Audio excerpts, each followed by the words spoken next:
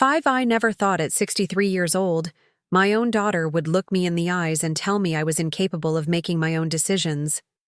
After dedicating my entire life to her success, after working 3 jobs to put her through private school and college, after postponing my own dreams so she could chase hers, that moment changed everything. When Rebecca told me I needed supervision with my finances because I'd bought myself a new car without consulting her first, something inside me finally broke. That's when I knew 25 years of monthly support payments were about to end. But I'm getting ahead of myself. Let me take you back to where it all began, back when I still believed my sacrifices would someday be appreciated. Before we jump back in, tell us where you're tuning in from. And if this story touches you, make sure you're subscribed, because tomorrow I've saved something extra special for you. My name is Eleanor Wilson. I raised my daughter Rebecca as a single mother in Portland after her father walked out when she was just 4 years old. He left us with nothing but a stack of bills and a broken-down apartment. I still remember sitting at our kitchen table that first night alone. Rebecca, asleep in the next room, wondering how I'd ever manage to give her the life she deserved. I'd been a stay-at-home mom until then, with only my community college degree and limited work experience. But I was determined that Rebecca would never feel the sting of poverty or the shame of being the poor kid at school. So I reinvented myself.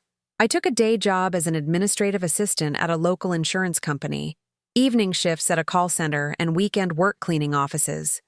3 jobs, 7 days a week, averaging 5 hours of sleep a night. My hands would crack and bleed from the cleaning chemicals. My voice would give out from hours on the phone. But every time I felt like giving up, I'd look at Rebecca's school, pictures on my dashboard, and I'd find the strength to keep going. 1 more hour, 1 more shift, 1 more day, all for her. Against all odds, I managed to keep Rebecca in her expensive private school. I paid for her piano lessons, her advanced placement exams, her study abroad program in Spain. I drove a 15-year-old car with a failing transmission so she could have a laptop for college applications. I skipped meals so she could eat organic. I wore secondhand clothes so she could have the best. "Why do you work so much, Mom?" she'd sometimes ask. "Because your future matters," I'd tell her. "I want you to have every opportunity I never had." And my sacrifices paid off. Rebecca graduated near the top of her class, earned a scholarship to Northwestern, and eventually landed a prestigious job at a marketing firm in Chicago. She married well, a surgeon named Daniel who came from old money.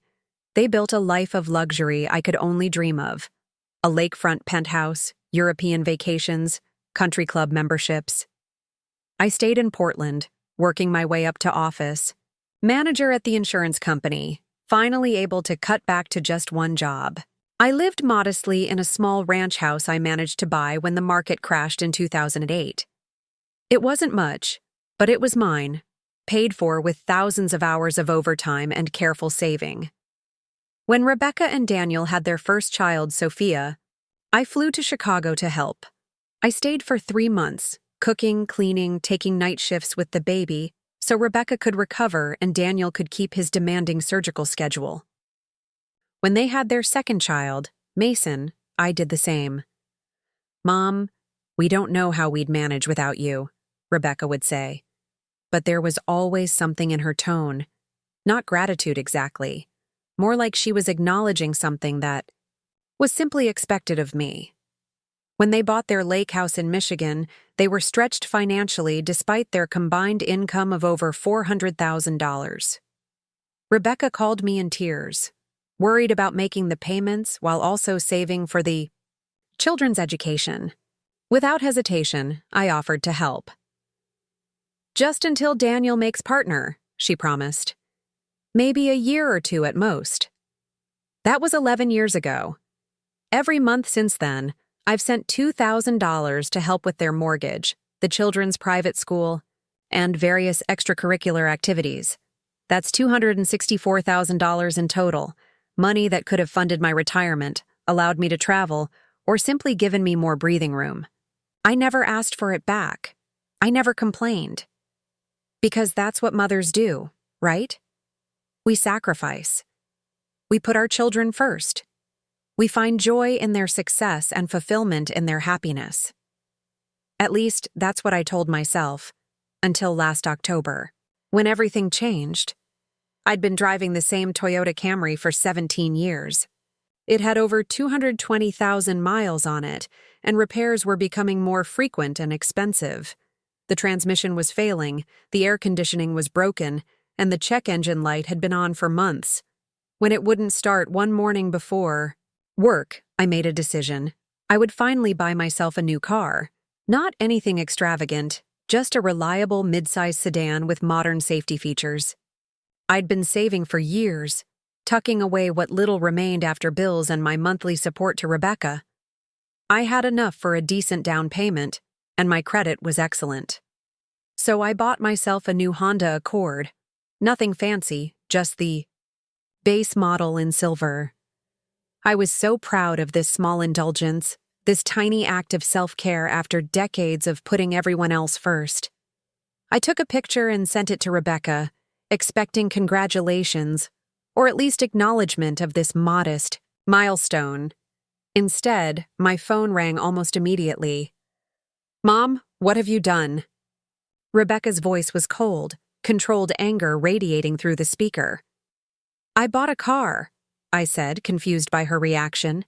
"My old one was falling apart."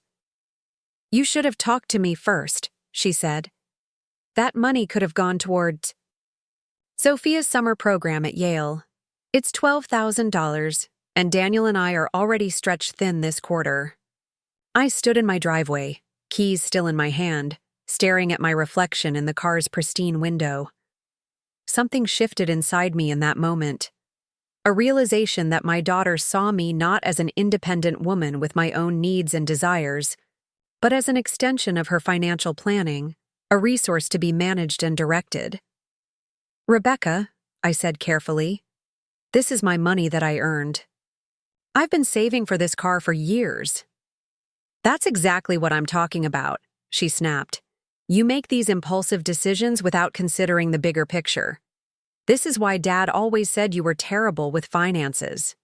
The mention of her father, a man who had abandoned us both without a backward glance, rendered me temporarily speechless. "I'm going to talk to Daniel," she continued. "We need to figure out a better system for managing your money. Maybe we should set up a joint account so we can oversee your spending." "I'm 63 years old," I finally managed to say. "I don't need oversight." "Well, evidence suggests otherwise," she said with a sigh that dripped with condescension. "Look, I've got to go. Sophia has tennis lessons. We'll talk about this when you come for Thanksgiving next month." The call ended, and I stood there in my driveway for a long time, car keys dangling from my fingers, a strange numbness spreading through my chest. I thought about all the birthdays I'd celebrated with a single cupcake and a candle because I couldn't afford more. I thought about the vacations I'd never taken, the doctor's appointments I'd postponed, the dreams I'd abandoned, all so Rebecca could have everything. And now, at 63, I wasn't even allowed to buy myself a car without her permission. Something cracked inside me that day. Something that had been holding me together for 25 years of single motherhood and sacrifice. But what Rebecca didn't know, what she couldn't possibly understand from her position of privilege, was that when you break a woman who's already survived impossible odds, you don't destroy her. You set her free. The next morning, I woke, up with a clarity I hadn't felt in years. I made coffee, sat at my kitchen table, and pulled out my laptop. It was time to look at my finances, not through Rebecca's condescending lens, but through my own experienced eyes. What I saw surprised even me. Despite sending Rebecca $2,000 every month, I had managed to build a modest nest egg through careful saving and my company's 401k matching program. I wasn't wealthy by any means, but I wasn't destitute either. And there was something else, something I had almost forgotten about. Preparing and narrating this story took us a lot of time, so if you are enjoying it, subscribe to our channel. It means a lot to us. Now back to the story. 5 years earlier, my Aunt Martha had passed away. We had been close when I was a child, but family rifts and geographical distance had separated us as adults. I'd attended her funeral, of course, but I was shocked when her lawyer contacted me afterward. Martha had left me a small property in coastal Oregon, a one-bedroom cottage on a bluff overlooking the Pacific. It needed work, and property taxes were high, so I had simply paid the minimal maintenance costs and taxes each year, never finding the time to even visit it. I had never told Rebecca about the inheritance. At the time, she had been pressuring me to increase my monthly support to help with the children's private school tuition, and I feared she would insist I sell the property and give her the proceeds. So I had kept it to myself. My one secret, my one possession that wasn't entangled with my daughter's financial expectations. Now I pulled up recent real estate listings in the area. Coastal property values had skyrocketed in the past 5 years. Homes similar to Aunt Martha's cottage were selling for upwards of $650,000. Even in need of renovation, my inheritance was likely worth at least $500,000. I felt a strange mix of emotions wash over me. Guilt for keeping this secret, relief at having this financial cushion, and a growing sense of possibility that made my heart race. For the first time in decades, I allowed myself to imagine a different life. One where I wasn't just an ATM for my daughter's lifestyle, but a woman with her own dreams and plans. I closed my laptop and called in sick to work, something I almost never did. Then I got in my new car and drove 3 hours to the coast to see my inheritance in person for the first time. The cottage was perched on a rocky bluff above a pristine beach, with panoramic views of the ocean that took my breath away. The structure itself was weathered and in need of repair, peeling paint, a sagging porch, outdated appliances, but it was structurally sound. As I walked through the small rooms, I could feel my aunt's presence, her independent spirit that family lore said had scandalized her generation. Martha had never married, had traveled the world as a journalist, and had lived life entirely on her own terms. Standing in her cottage, watching the waves crash against the shore below, I wondered if perhaps she had left me this place for a reason. Not just as a financial asset, but as a message across time. It's never too late to claim your life as your own. I sat on the porch steps, breathed in the salty air, and made a decision. I would renovate this cottage. I would create a home here. And I would stop sending money to my daughter. The realization didn't come with anger or resentment. Instead, I felt a profound sense of peace, like setting down a heavy burden I'd carried for so long that I'd forgotten it wasn't actually a part of me. On the drive back to Portland, I called a real estate agent and scheduled an appointment to discuss listing my house. I called a contractor recommended by a coworker and arranged for him to assess the cottage renovations. And I called my bank to stop the automatic transfer of $2,000 that was scheduled to go to Rebecca's account in 3 days. When I arrived home, there was an email from Rebecca in my inbox. The subject line read, "Financial Management Plan." With steady hands, I opened it. The email contained a detailed spreadsheet of my projected income and appropriate expenses, as well as a proposal for a joint account that Rebecca and Daniel would oversee. They had even taken the liberty of calculating how much I would need to increase my monthly contribution to cover Sophia's Yale summer program. The new amount, $2,750 per month. There was no mention of my feelings, no acknowledgement of my autonomy, no recognition of the decades of support I had already provided. Just numbers, expectations, and the unspoken assumption that I would comply, as I always had. I closed the email without responding and went to bed. For the first time in years, I slept straight through the night without waking once with worry. The next morning, Rebecca called. I let it go to voicemail. She called again an hour later. Again, I didn't answer. By the third call, I turned off my phone completely and went to work. When I returned home that evening, there were 6 missed calls and a text that simply read, "Mom, why isn't the money in our account? There must be some mistake with the bank. Call me ASAP." I didn't call. Instead, I made dinner, opened a bottle of wine I'd been saving for a special occasion, and began researching coastal living in Oregon. By the time I went to bed, I had a list of local businesses hiring in the area, information about the community, and even the schedule for a watercolor class offered at the local senior center. The next morning, Rebecca called my office directly. "Eleanor Wilson's office," I answered professionally. "Mom, what the hell is going on?" Rebecca's voice was shrill with panic. "The mortgage payment is due and your money isn't in our account." I took a deep breath. "I've decided to stop the monthly payments, Rebecca." The silence on the other end was so profound, I almost checked to see if the call had dropped. "You... what?" she finally managed.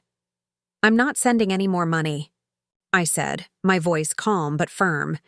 "You and Daniel make more than enough to cover your expenses." "Is this because of what I said about the car?" she asked incredulously.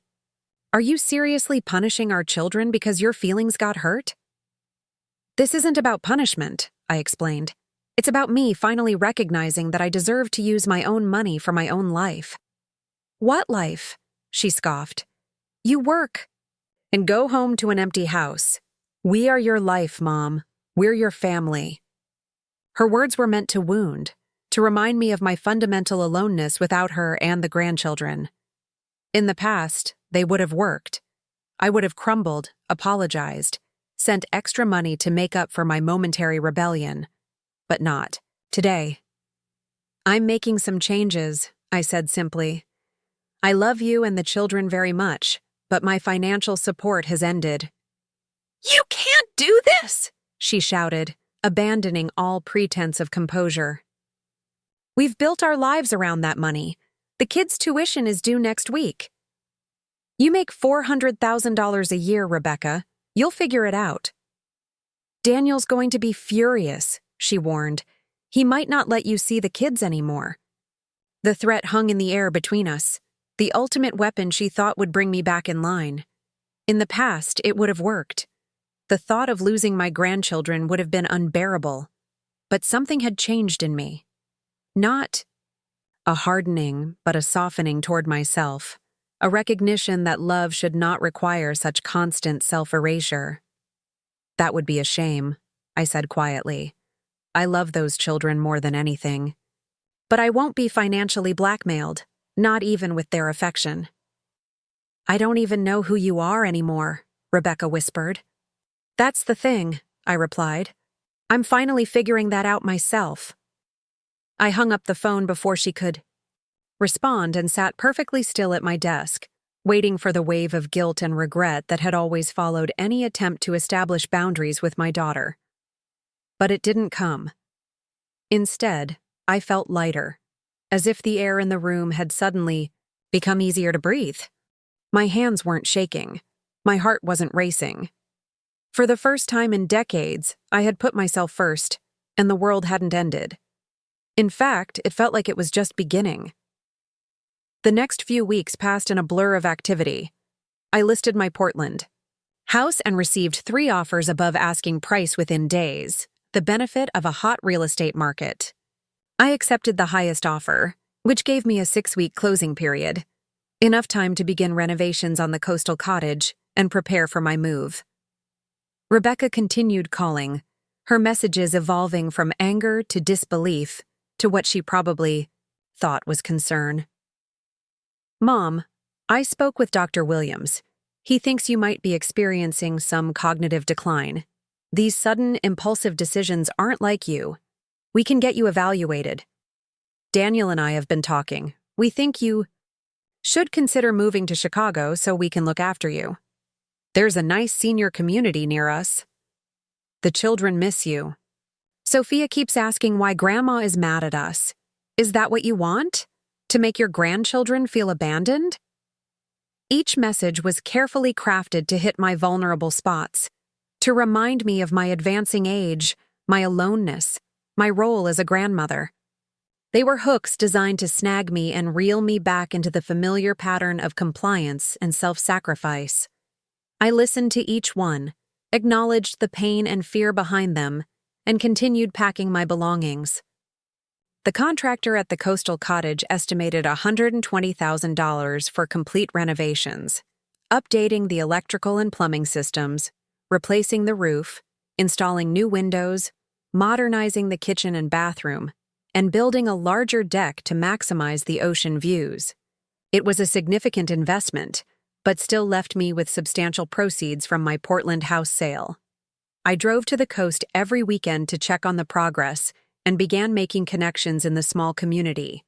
I met Harriet, a 70-year-old, former literature professor who ran the local bookstore. I met Jim, a widower who organized beach cleanups and led a hiking group for seniors. I met Lydia, who taught the watercolor class I had signed up for and who laughed more freely than anyone I'd ever known. These people saw me, not as a financial resource or a convenient babysitter, but as Eleanor, a woman with thoughts and dreams and value all her own. 3 weeks after I stopped the payments, my doorbell rang on a Sunday afternoon.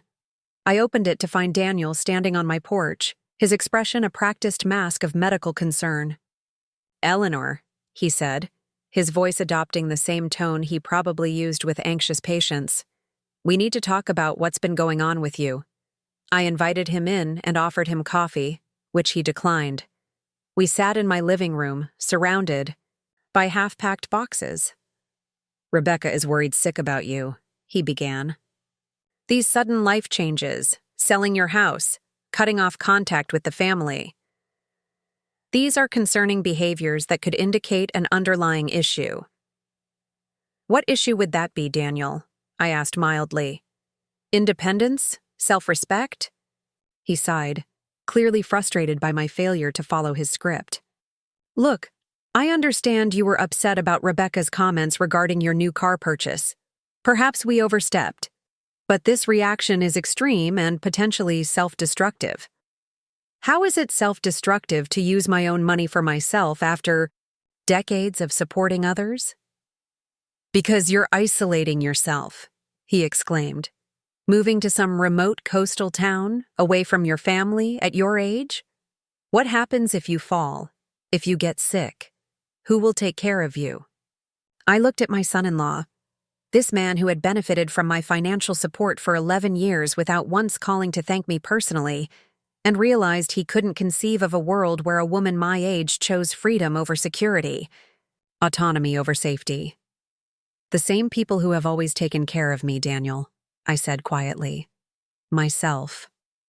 His facade cracked then, the concerned doctor giving way to the frustrated financial planner. "We've built our lives around your contribution, Eleanor. The children's education, the lake house mortgage, these were commitments made with certain expectations in place." "Expectations," I repeated. "Not agreements, not discussions between equals, but expectations placed on me without my full consent." "That's not fair," he protested. "You offered to help." "Yes, for a year or two." Those were Rebecca's exact words. "It's been 11 years, Daniel. When did my temporary assistance become a permanent obligation?" He had no answer for that. Instead, he switched tactics. "What about the children? They don't understand why their grandmother has suddenly abandoned them." "I haven't abandoned anyone," I said firmly. "I'm still their grandmother. I still love them. But my relationship with them will no longer include financing their parents' lifestyle." Daniel stood up, his patience clearly exhausted. "Rebecca was right. You've changed, and not for the better." As he walked toward the door, he delivered what he clearly thought was his killing blow. "Just so you know, Rebecca and I have decided it would be best if you didn't attend Sophia's birthday next month. Your behavior has been too erratic, and we don't want to expose the children to that kind of instability." He expected me to crumble, to beg for forgiveness, to promise that the money would resume flowing if only I could see my grandchildren. The old Eleanor would have done exactly that, but I was no longer that woman. "I understand," I said calmly. "When Sophia asks why I'm not there, you can explain to her that Grandma didn't pay enough money to earn an invitation." Daniel flushed. Red. "That's not what this is about. Isn't it?" I asked. "Because from where I'm standing, my worth to this family has always been measured in dollars, not love." He left without another word, slamming the door behind him. I sat alone in my half-packed living room, feeling the weight of what I had just done. I had stood my ground. I had spoken my truth. I had refused to be manipulated or bullied into compliance. And yes, it hurt. The separation from my grandchildren cut deeper than any pain I had ever known. But beneath the hurt was something else, something unfamiliar yet essential. Self-respect. That night, I called my sister Janet, who lived in Arizona and with whom I'd had only sporadic contact over the years, another casualty of my single-minded devotion to Rebecca. "Eleanor?" she answered, surprise evident in her voice. "Is everything okay?" "No," I said honestly. "But I think maybe it will be." I told her everything. The years of financial support, Rebecca's reaction to my car purchase, my decision to stop, the payments, the cottage renovation, Daniel's visit. I poured it all out in a torrent of words, finally giving voice to decades of unacknowledged sacrifices and unexpressed hurt. When I finished, there was silence on the line. Then Janet said, something that changed everything. "Eleanor, do you realize this is the first time in 30 years that you've talked about your own life instead of Rebecca's?" I hadn't realized it, but she was right. "I'm proud of you," she continued. "It's about damn time." We talked for hours, reconnecting across the decades that had separated us. Janet told me about her life, her second husband, her successful interior design business, her adventures traveling through South America. And for the first time, I allowed myself to want those things too. Connection, passion, adventure, rather than dismissing them as luxuries too self-indulgent for a devoted mother to pursue. By the time we hung up, it was past midnight, and I had made plans to visit Janet in Scottsdale after I settled into my coastal cottage. My first vacation in over 20 years. As I prepared for bed, my phone pinged with a text message from Rebecca. "I hope you're satisfied with yourself. Sophia cried when we told her you wouldn't be at her birthday. Whatever you're trying to prove, you're only hurting innocent children." I read the message twice, recognizing the emotional manipulation for what it was. Then I did something I had never done before in my relationship with my daughter. I didn't respond at all. Instead, I opened my laptop and ordered a beautiful art set for Sophia. She had shown interest in painting during her last visit, and arranged to have it delivered with a card that read, "To my wonderful granddaughter on her special day. Grandma loves you very much, yesterday, today, and always." It wasn't everything I wanted to give her. It wasn't my presence, or my explanation, or my defense against whatever narrative her parents were creating about me. But it was honest and loving and the best I could do under the circumstances. As I closed my eyes to sleep, I realized something profound. For the first time in my adult life, I was making choices based not on what Rebecca needed or wanted, but on what I needed and wanted. It felt foreign and frightening and absolutely necessary. Whatever came next, I would face it as Eleanor Wilson, not just Rebecca's mother or Sophia and Mason's grandmother, but as a woman in her own right, with her own path to forge and her own life to claim. And that, in itself, was a kind of freedom I had never known. The renovation of my coastal cottage progressed rapidly over the next few weeks. The contractor, Pete, took a personal interest in the project, often sending me photos of the work when I couldn't be there in person. The new windows were installed, flooding the small rooms with light and framing the ocean view like a living painting. The sagging porch was rebuilt into a wraparound deck where I imagined myself drinking. Morning coffee as fog rolled over the water. The kitchen, once cramped and outdated, was transformed with pale blue cabinets and countertops that reminded me of sea glass. I was scheduled to move in permanently in just 2 weeks. My Portland house had sold, and I donated most of my furniture, keeping only a few cherished pieces. It felt liberating to shed the accumulation of decades. Like each item I gave away made room for something new to enter my life. On a Tuesday morning, I was at work finishing a quarterly report when my office phone rang. "Eleanor Wilson's office," I answered. "Ms. Wilson, this is Heather Davis from Coastal Community Bank. I'm calling because there appears to be an issue with your renovation loan." My stomach tightened. "What kind of issue? Everything was approved weeks ago." "Yes, it was," she said hesitantly. "But we've received some concerning information that requires further review before we can continue disbursements to your contractor." "What information?" I asked, my mind racing. "I'm not at liberty to discuss the details over the phone. Could you come to the bank? This afternoon? Say, 3 o'clock? I agreed, my hands trembling slightly as I hung up. I had never missed a payment, never even been late on a bill. My credit score was excellent. What concerning information could possibly have emerged? The answer was waiting for me at Coastal Community Bank in the form of a thick folder on Heather Davis's desk. She was a young woman, probably in her early 30s, with the nervous demeanor of someone delivering unwelcome news. "Ms. Wilson, thank you for coming in," she began, gesturing for me to take a seat. "As I mentioned on the phone, an issue has come up regarding your renovation loan." "What kind of issue?" I asked again. She cleared her throat. "We received a call from a Dr. Daniel Mercer, who identified himself as your son-in-law. He expressed concerns about your cognitive capacity to manage significant financial decisions at this time." The blood drained from my face. My cognitive capacity. "Dr. Mercer indicated that you've been exhibiting concerning behaviors, including impulsive financial decisions, paranoid thinking, and estrangement from family members. All potential indicators of early dementia or other cognitive decline." I sat perfectly still, absorbing the calculated cruelty of what my son-in-law had done.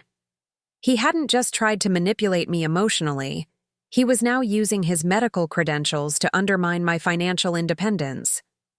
"As you can imagine," Heather continued uncomfortably, "our bank takes such concerns seriously, especially with older clients and significant loans. Dr. Mercer suggested that any major financial decisions should be reviewed by a court-appointed guardian before proceeding."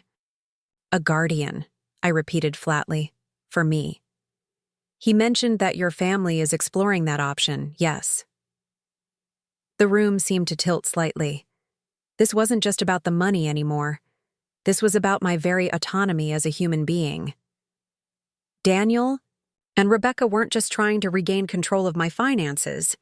They were trying to take control of my entire life. I took a deep breath and met Heather's eyes directly. "Ms. Davis, I'm a 63-year-old woman in full possession of my mental faculties. I've worked as an office manager for 15 years, managing complex budgets and financial projections. I have no history of mental illness or cognitive impairment." "I understand," she nodded.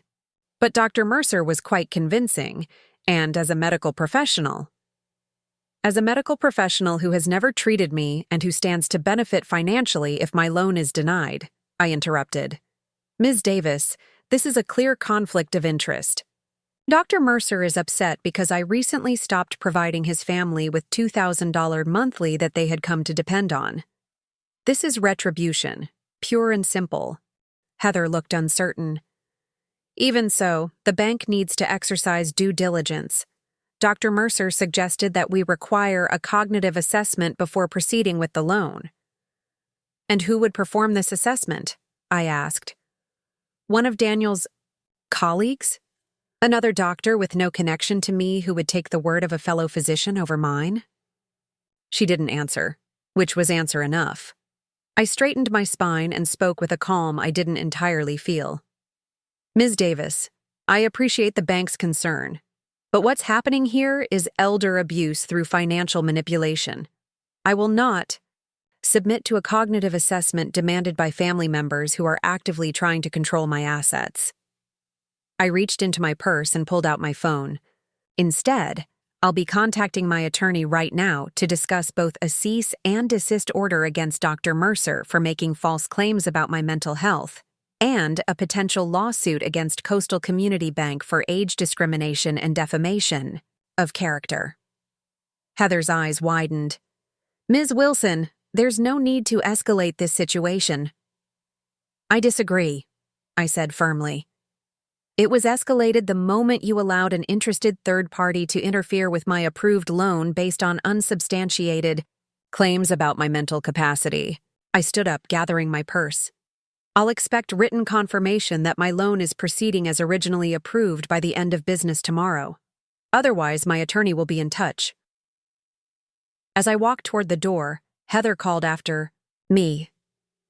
Ms. Wilson, wait. Perhaps we can find a middle ground here. I turned back. What did you have in mind? If you could provide a letter from your primary care physician confirming your cognitive health, that would satisfy the bank's concerns without involving your family or requiring a specialized assessment.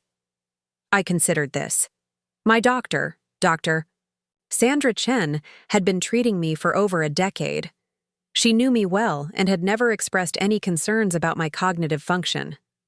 I can do that, I agreed. You'll have it by tomorrow morning. I left the bank with my heart pounding in my ears. The confidence I'd displayed was largely a bluff. I didn't actually have an attorney on retainer, and I wasn't sure I could afford a legal battle with the bank. But the threat had bought me time to figure out my next move. I drove straight to Dr. Chen's office, explained the situation, and was fortunate enough to be squeezed in for a brief appointment. After a standard cognitive assessment, which I passed with flying colors, she agreed to provide the letter for the bank. Eleanor, I've known you for 12 years, she said as she typed the letter. You're one of the sharpest patients I have, regardless of age. What your son-in-law is doing is unconscionable. Thank you, I said, fighting back tears of relief and lingering anger. I just don't understand how they could do this, how they could try to take away my independence, my very identity. Dr. Chen looked at me over her reading glasses. Unfortunately, I see this more often than you might think. Adult children who have come to see their parents, particularly mothers, as extensions of themselves rather than autonomous beings. When that dynamic is disrupted, they often respond with surprising aggression. But to suggest I'm losing my mind to try to get me declared incompetent? The enormity of the betrayal still staggered me. It's about control, she said simply, and perhaps about their own fear of change. You've altered the rules of a relationship they thought was fixed, and that's threatening to them. She handed me the signed letter, which unequivocally stated that I was cognitively intact and fully capable of managing my own affairs. This should help with the bank, but Eleanor, be prepared. People who attempt this level of control rarely give up after one failed attempt. Her warning proved prophetic. The letter satisfied the bank, and my loan proceeded as planned. But Daniel and Rebecca were far from finished. 3 days later, I received a certified letter from a law firm in Chicago. Inside was a formal notice that Rebecca and Daniel were petitioning an Illinois court for emergency guardianship over me, citing rapid cognitive decline and financial vulnerability. They had scheduled a hearing for the following week and expected me to appear in Chicago to defend my mental competence. I sat at my kitchen table, surrounded by half-packed boxes, and read the letter 3 times, trying to comprehend the level of determination my daughter and son-in-law had to control me. They were willing to publicly declare me incompetent, to strip me of my legal rights, to humiliate me in open court, all because I had dared to reclaim my financial independence. This time, I knew I couldn't bluff my way through. I needed professional help. I called Janet, who immediately connected me with her husband's cousin, a retired attorney named Martin who specialized in elder law. Though he couldn't represent me officially in Illinois, he advised me on next steps and helped me find a reputable attorney in Chicago who could.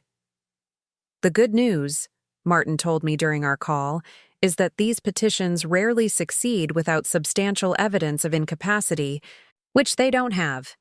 The bad news is that defending yourself will be expensive and stressful. I don't care what it costs, I said. I won't let them take my life from me. With Martin's guidance, I hired Diane Lowell, a tough-minded Chicago attorney who specialized in contested guardianship cases. She was expensive. Her retainer alone was $10,000, but she was confident and reassuring. Based on what you've told me and the documentation you've provided, this petition has no merit, she said during our first video call. It appears to be a blatant attempt to regain control of your finances through legal intimidation. We'll fight it, and we'll win. The weeks that followed were a blur of affidavits, medical evaluations, financial statements, and witness testimonials. I had to postpone my move to the cottage and extend my lease in Portland to deal with the legal battle. I emptied most of my remaining savings to pay Diane's fees and for a comprehensive neuropsychological evaluation that definitively proved my cognitive abilities were above average for my age group. The stress was enormous. I lost weight, developed insomnia, and found myself jumping whenever my phone rang. But I never wavered in my determination. This fight wasn't just about money anymore. It was about my fundamental right to self-determination. As the hearing date approached, Diane called with unexpected news. "Eleanor, Rebecca has gone public with your case. She gave an interview to a parenting blog about the heartbreak of watching a parent decline and the difficult decision to seek guardianship for their protection." I felt physically ill. She's discussing my private medical information in public? She's careful not to make specific claims about your diagnosis since there isn't one, Diane clarified. She frames it as her concerns and her painful journey as a daughter. The article presents her as a loving child making hard choices for a parent's welfare. It's a hit piece, I said flatly, designed to garner public sympathy and pressure me into giving up. Essentially, yes, Diane agreed. But it also gives us an opportunity. If she's taking this to the court of public opinion, we can respond in kind. How? I asked. The same blog has offered you a chance to tell your side of the story. They're running a series on family conflicts over elder care, and they want both perspectives. Normally, I'd advise against public statements during ongoing litigation, but in this case, countering the narrative Rebecca has created might be strategically valuable. I thought about it overnight. The idea of exposing our private family conflict to public scrutiny was deeply uncomfortable. I had spent my entire life keeping family matters private, handling problems quietly, avoiding confrontation whenever possible. Going public went against every instinct I had developed as a mother and as a woman of my generation. But Rebecca had already broken that covenant.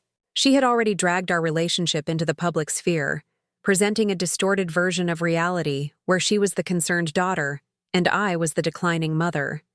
If I remained silent, that narrative would stand unchallenged. The next morning, I called Diane.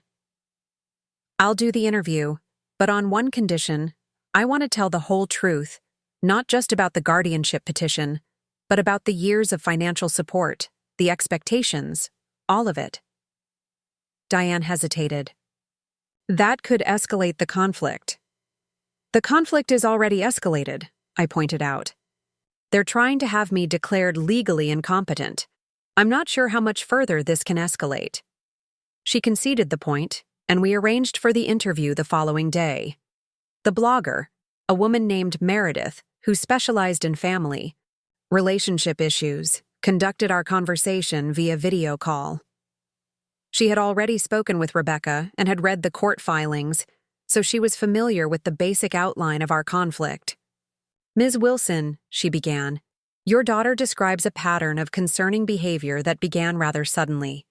Impulsive financial decisions, paranoia about family members' intentions, and isolation from loved ones. Can you address these concerns? I took a deep breath and told my story, not with anger or bitterness, but with simple, straightforward honesty. I explained the years of financial support I had provided, the promising that it would only be temporary, the expectations that had gradually accumulated. I described Rebecca's reaction to my car purchase and her suggestion that I needed my spending overseen. I detailed Daniel's visit and their attempt to block my bank loan. The behaviors my daughter characterizes as concerning are actually quite simple, I concluded. I decided at 63 that I deserved to use my own money for my own needs after decades of supporting others. I decided that I had the right to make financial decisions without my daughter's approval. And I decided that I would not allow emotional manipulation to force me back into a role I no longer wished to play. Meredith looked thoughtful. Your daughter suggests that these changes came out of nowhere and represent a personality shift that could indicate cognitive decline. I smiled slightly. They didn't come out of nowhere for me. They came after years of growing awareness that the dynamic between us was unhealthy. The only thing that changed suddenly was my willingness to accept it. And the cottage renovation? The move away from Portland? Rebecca characterizes these as impulsive decisions that put your financial security at risk. I inherited that cottage 5 years ago, I explained. I've been paying taxes on it and basic maintenance all this time. The renovation was carefully planned and is well within my financial means, especially after the sale of my Portland house. As for moving away, is it really so strange that a person might want to live by the ocean in their retirement years? What about Rebecca's concern that you'll be isolated, without support systems if your health declines? I've made more meaningful connections in the coastal community over the past few months than I've had in Portland for years, I said. My social circle in Portland had shrunk over time because most of my energy and resources were directed toward Rebecca and her family. As for health concerns, the cottage is 10 minutes from a hospital, and I'm in excellent health according to my doctors. The truth is, social isolation was more of a risk in my previous life than in the one I'm creating now. The interview continued for over an hour. Meredith was thorough, asking challenging questions but giving me space to answer fully. When we finished, she thanked me and promised that the article would present both perspectives fairly. Ms. Wilson, she added before disconnecting, off the record, I've interviewed hundreds of families in conflict. What strikes me about your situation isn't the conflict itself, which is sadly common, but your clarity about it. Many people in your position would be consumed by guilt or anger, but you seem to have found a perspective that's neither self-flagellating nor bitter. I'm working on it, I admitted. Some days are harder than others. 3 days later, the article was published under the headline, Financial Independence or Elder Exploitation. A mother and daughter tell their stories. It presented both Rebecca's perspective and mine, side by side, allowing readers to draw their own conclusions. The public response was immediate and overwhelming. The comment section filled with hundreds of reactions, the vast majority supporting my position. Older readers shared their own experiences with adult children who felt entitled to direct their financial decisions. Younger readers expressed shock at the idea of a couple making $400,000 a year demanding monthly support from a retired parent. I can't believe they took $264,000 from their mother over 11 years while living in luxury. The daughter and son-in-law sound like entitled narcissists. They're upset because their cash cow is finally saying no. As a geriatric social worker, what the daughter is doing sounds like financial elder abuse. Attempting guardianship to regain control of a parent's assets is a red flag. The article was picked up by larger publications and shared widely on social media. Within days, it had sparked a national conversation about elder autonomy, financial boundaries between adult children and parents, and the sometimes toxic expectation that mothers should sacrifice indefinitely for their children's benefit. A Received emails from strangers across the country, some sharing similar stories, others offering legal resources, still others simply expressing support. A retired judge from Florida wrote to assure me that no court would grant guardianship based on the flimsy evidence Rebecca and Daniel had presented. A psychologist specializing in family systems offered a free consultation to help me navigate the emotional aftermath of the conflict. The morning after the article was published, Rebecca called. For the first time in weeks, I answered. "How could you?" she demanded without preamble. "How could you air our private business like dirty laundry for the whole world to see?"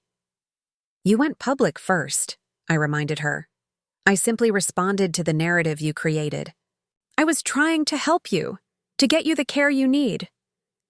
"No, Rebecca," I said quietly. "You were trying to regain control over me and my resources. The difference is, I have documentation to support my version of events." She was silent for a moment. Then her voice changed, becoming softer, more wounded. "You've humiliated us, Mom. Daniel's colleagues are asking questions. The children's friends' parents have seen the article. You've turned the whole world against us." "I told the truth," I said simply. "If that truth reflects poorly on you, that's not my responsibility to manage." "We were going to drop the guardianship petition," she admitted. "Daniel thought it wasn't worth the fight once we saw your neuropsychological evaluation. But now, after this public betrayal, all bets are off. See you in court." She hung up, and I sat with the phone in my hand, absorbing the fact that my daughter was willing to pursue a legal battle she knew she would lose, purely out of spite and wounded pride. It was a stunning revelation, not just about who she had become, but about how profoundly our relationship had deteriorated. The day before the guardianship hearing, Diane called with news. "Eleanor, the judge has reviewed the pre-hearing filings and has some concerns about the petition. He's requesting a chambers conference with both attorneys before proceeding." "What does that mean?" I asked. "It means the judge has likely spotted the lack of merit in their case and wants to address it privately before public proceedings." "Begin." "This is good news. Judges often use chambers conferences to encourage weak cases to withdraw before wasting court time." Sure enough, an hour later, Diane called back. "The petition has been withdrawn," she announced. The judge made it clear to Rebecca's attorney that proceeding would be inadvisable given the overwhelming evidence of your competence and the questionable motivations behind the petition. Relief flooded through me, followed quickly by a profound sadness. The battle was over, but at what cost? My relationship with my daughter felt irreparably damaged. My grandchildren were being kept from me. The financial and emotional toll of the fight had been enormous. Yet beneath the sadness was something else. A quiet, steady sense of having stood my ground with dignity and integrity. I had faced one of my greatest fears: public conflict, family estrangement, financial uncertainty, and I had survived. More than survived. I had prevailed. That evening, I received an unexpected email from Sophia, my 15-year-old granddaughter. The subject line read simply, "I'm sorry." "Grandma," she wrote, "I saw the article. Mom and Dad don't know I'm writing to you. They think you've changed, but I think maybe you were always this strong and just never had to show it before. I miss you. What they're doing isn't right. I'm sorry." Tears streamed down my face as I read her words. This unexpected alliance, this recognition from the most unlikely source. I wrote back immediately, assuring her of my love, explaining that adult relationships were complicated, but that none of this conflict changed how I felt about her. "Your mother is still my daughter, and I will always love her," I wrote. "Disagreements, even serious ones, don't erase a lifetime of love. Remember that, whatever happens next." I didn't know if our correspondence would continue, if Rebecca and Daniel would discover it and cut off this tenuous connection as well. But in that moment, it was enough to know that Sophia saw me. not as a resource or a problem to be managed, but as a person worthy of respect and consideration. The next day, I drove to the coast for the final inspection of my renovated cottage. As I stood on the new deck, watching waves crash against the shore below, I felt a weight lifting. Not completely, but enough to breathe more easily than I had in months. The battle had been brutal, but it had forced me to find resources within myself I hadn't known existed: courage, resilience, self-advocacy, and the willingness to stand alone if necessary. These weren't comfortable discoveries for a woman who had built her identity around accommodation and self-sacrifice, but they were necessary ones. As the sun began to set over the Pacific, casting golden light across the water, I made a silent promise to myself.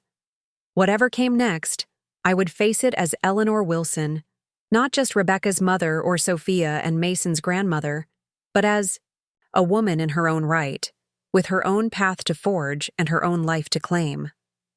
And for the first time in decades, that future looked not just possible, but luminous with potential. 6 months passed. Winter storms battered the Oregon coast, sending massive waves crashing against the bluffs below my cottage. I watched them from my living room window, wrapped in a hand-knit throw, a mug of tea warming my hands. There was something cathartic about the wild weather, the raw power of nature mirroring the turbulence I'd weathered in my own life.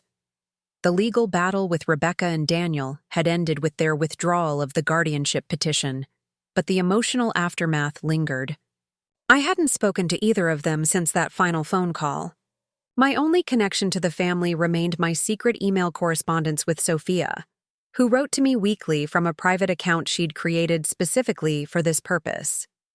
Through her messages, I learned that Rebecca and Daniel had suffered significant social and professional consequences from the public exposure of their actions. Several couples in their social circle had distanced themselves. Daniel's medical practice had seen a decline in patients. They had been asked to resign from the board of Sophia's school's parent association. I took no pleasure in their difficulties, but I recognized them as the natural consequences of their choices, not my responsibility to shield them from or feel guilt about. My therapist, Dr. Williams, not to be confused with the fictional Dr. Williams Rebecca had invoked in her manipulative messages, had helped me understand that this perspective wasn't callous, but healthy.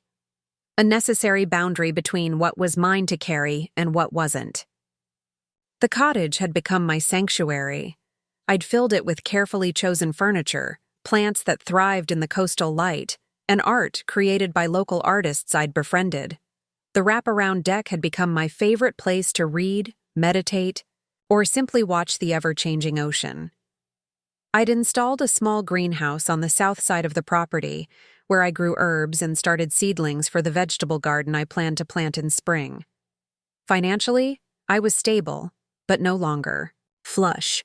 The legal battle had depleted much of my savings, and the cottage renovations had cost more than initially projected, as renovations always do, Pete had warned me. But I had enough to live modestly, and I had discovered something unexpected. I enjoyed working part-time at Harriet's bookstore 3 days a week, organizing events and managing their new online presence. The supplemental income was welcome, but more valuable was the sense of purpose and community it provided. I had made friends, real friends, not the superficial connections that had characterized most of my adult social life in Portland, where my identity had been so thoroughly subsumed by motherhood that I'd forgotten how to relate to others as simply Eleanor. Harriet had become a mentor of sorts, her sharp wit and unapologetic independence a model for the woman I was becoming. Jim, the widower who led beach cleanups, had become a hiking companion and occasionally something more, our relationship evolving slowly, with the patient wisdom of people who had learned the hard way not to rush important connections. Lydia, my watercolor teacher, had somehow become my dearest friend. Her studio, perched on a cliff similar to mine but a few miles north, had become my second home. We painted together every Thursday, sometimes in companionable silence, sometimes engaged in the kind of deep, meandering conversations that felt like exploring new territory in the company of a trusted guide. "You've changed," Lydia observed one Thursday afternoon as we cleaned our brushes after a session. "Not just from when you first arrived, though certainly then, but even in the months since the guardianship fight ended." "How so?" I asked, genuinely curious about how others perceived the internal shifts I'd been experiencing. "You take up more space," she said, gesturing with her hands as if framing a photograph. "Not physically, but energetically. You used to hold yourself so carefully, like you were afraid of spilling over your boundaries. Now you're—" She searched for the right word. "Expansive." I considered this as I hung my brushes to dry. "I think I spent most of my life trying to make myself smaller," I said finally. "Less demanding, less visible, less troublesome. It became such a habit I didn't even notice I was doing it." "Most women do," Lydia nodded. "But it's particularly acute for mothers. We're trained to believe that maternal love means self-erasure, that sacrifice equals virtue, that discomfort or resentment means we're failing at the most fundamental level. I believed all of that," I admitted. "I thought if I just gave enough, sacrificed enough, Rebecca would eventually see me and value me. I thought I could earn her respect through perpetual giving." "And now?" I smiled ruefully.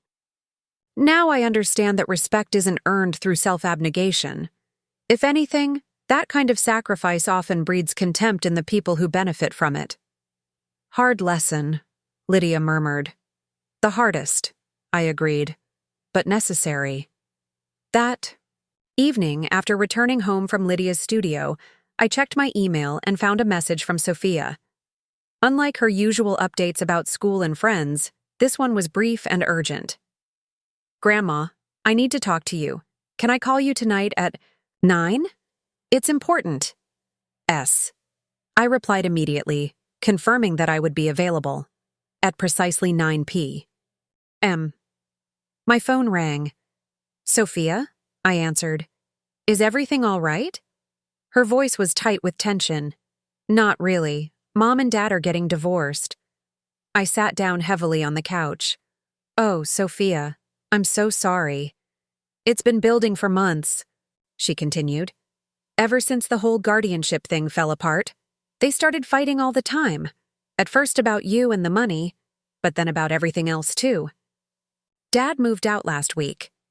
How are you and Mason handling it?" I asked, concerned for my grandchildren's well-being above all else. "Mason's pretty confused. He's only 11. She paused. I don't know. Part of me saw it coming. They haven't been happy for a long time, but it's still weird." "It's a major change," I acknowledged. "It's normal to have complicated feelings about it." "There's something else," Sophia said, her voice dropping lower. "Mom wants to see you." I felt a flutter of anxiety in my chest. Did she say what about? "Not exactly, but she's different lately. Quieter, less. I don't know how to explain it. Less perfect, maybe? She cries sometimes, which she never used to do. And yesterday I heard her tell her friend on the phone that she's been seeing a therapist to work through her issues with her mother." I absorbed this information silently, not sure what to make of it. Was this a genuine attempt at reconciliation or another manipulation tactic? After everything that had happened, my trust in Rebecca's motives was severely damaged. "What do you think I should do?" I asked Sophia, not because I would base my decision on a teenager's advice, but because I was genuinely curious about her perspective. "I think you should hear her out," Sophia said after a moment. "Not for her sake, but for yours. And maybe a little bit for mine and Mason's, too. I miss having a whole family." The simple honesty of her statement pierced my heart. "I miss that, too," I admitted. After we hung up, I sat on my couch for a long time, watching the moonlight on the water outside my window, weighing my options. The wound Rebecca had inflicted was deep. Not just the guardianship attempt, but the years of taking without acknowledgement. The entitled expectation that my resources existed primarily for her benefit, the casual dismissal of my autonomy. Could any conversation truly address that level of fundamental disrespect? And yet, she was still my daughter. The baby I had held in my arms, the child whose nightmares I had soothed, the young woman I had guided through heartbreaks and triumphs. Could I really close the door on any possibility of reconciliation, however slim? I called Janet for advice, as I had come to do regularly over the months since our reconnection. "You don't owe her a meeting," Janet said firmly after I explained the situation. "After what she tried to do to you, no one would blame you for maintaining your distance." "I know," I sighed. "But it's not that simple." "It never is with family," Janet acknowledged. "Just be clear about your boundaries before you go in. What are you willing to discuss? What's off the table? What would you need to hear from her to consider rebuilding a relationship? And most importantly, what would make you walk away again?" I spent the next day thinking about these questions, journaling my responses, discussing them with Dr. Williams in our weekly therapy session. By evening, I felt ready to take the next step. I emailed Rebecca. "Sophia mentioned you wanted to speak with me. I'm open to a conversation, but I suggest neutral territory. There's a cafe in Lincoln City called the Reading Room. Would next Saturday at 1 p.m. work for you?" Her response came within minutes. "I'll be there. Thank you." The week that followed was one of the most emotionally turbulent I'd experienced since the height of the guardianship battle. I vacillated between hope and cynicism, between longing for reconnection and fear of being hurt again.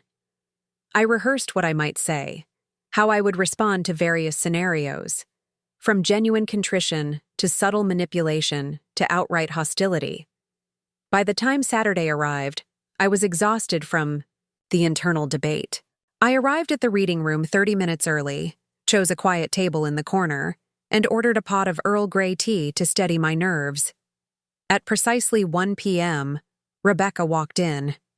Her appearance shocked me, not because she looked unkempt or unwell, but because she looked so different from the polished, perfect image she had always maintained. Her hair was simpler, pulled back in a low ponytail instead of the elaborate styles she had favored. She wore minimal makeup, jeans instead of her usual tailored slacks, and a simple sweater. She looked younger somehow, more like the Rebecca I remembered from before her marriage to Daniel, before the constant striving for status and appearance had become her defining characteristic. She spotted me and walked over, her steps hesitant. "Hi, Mom," she said quietly. "Rebecca." I nodded, gesturing to the chair across from me.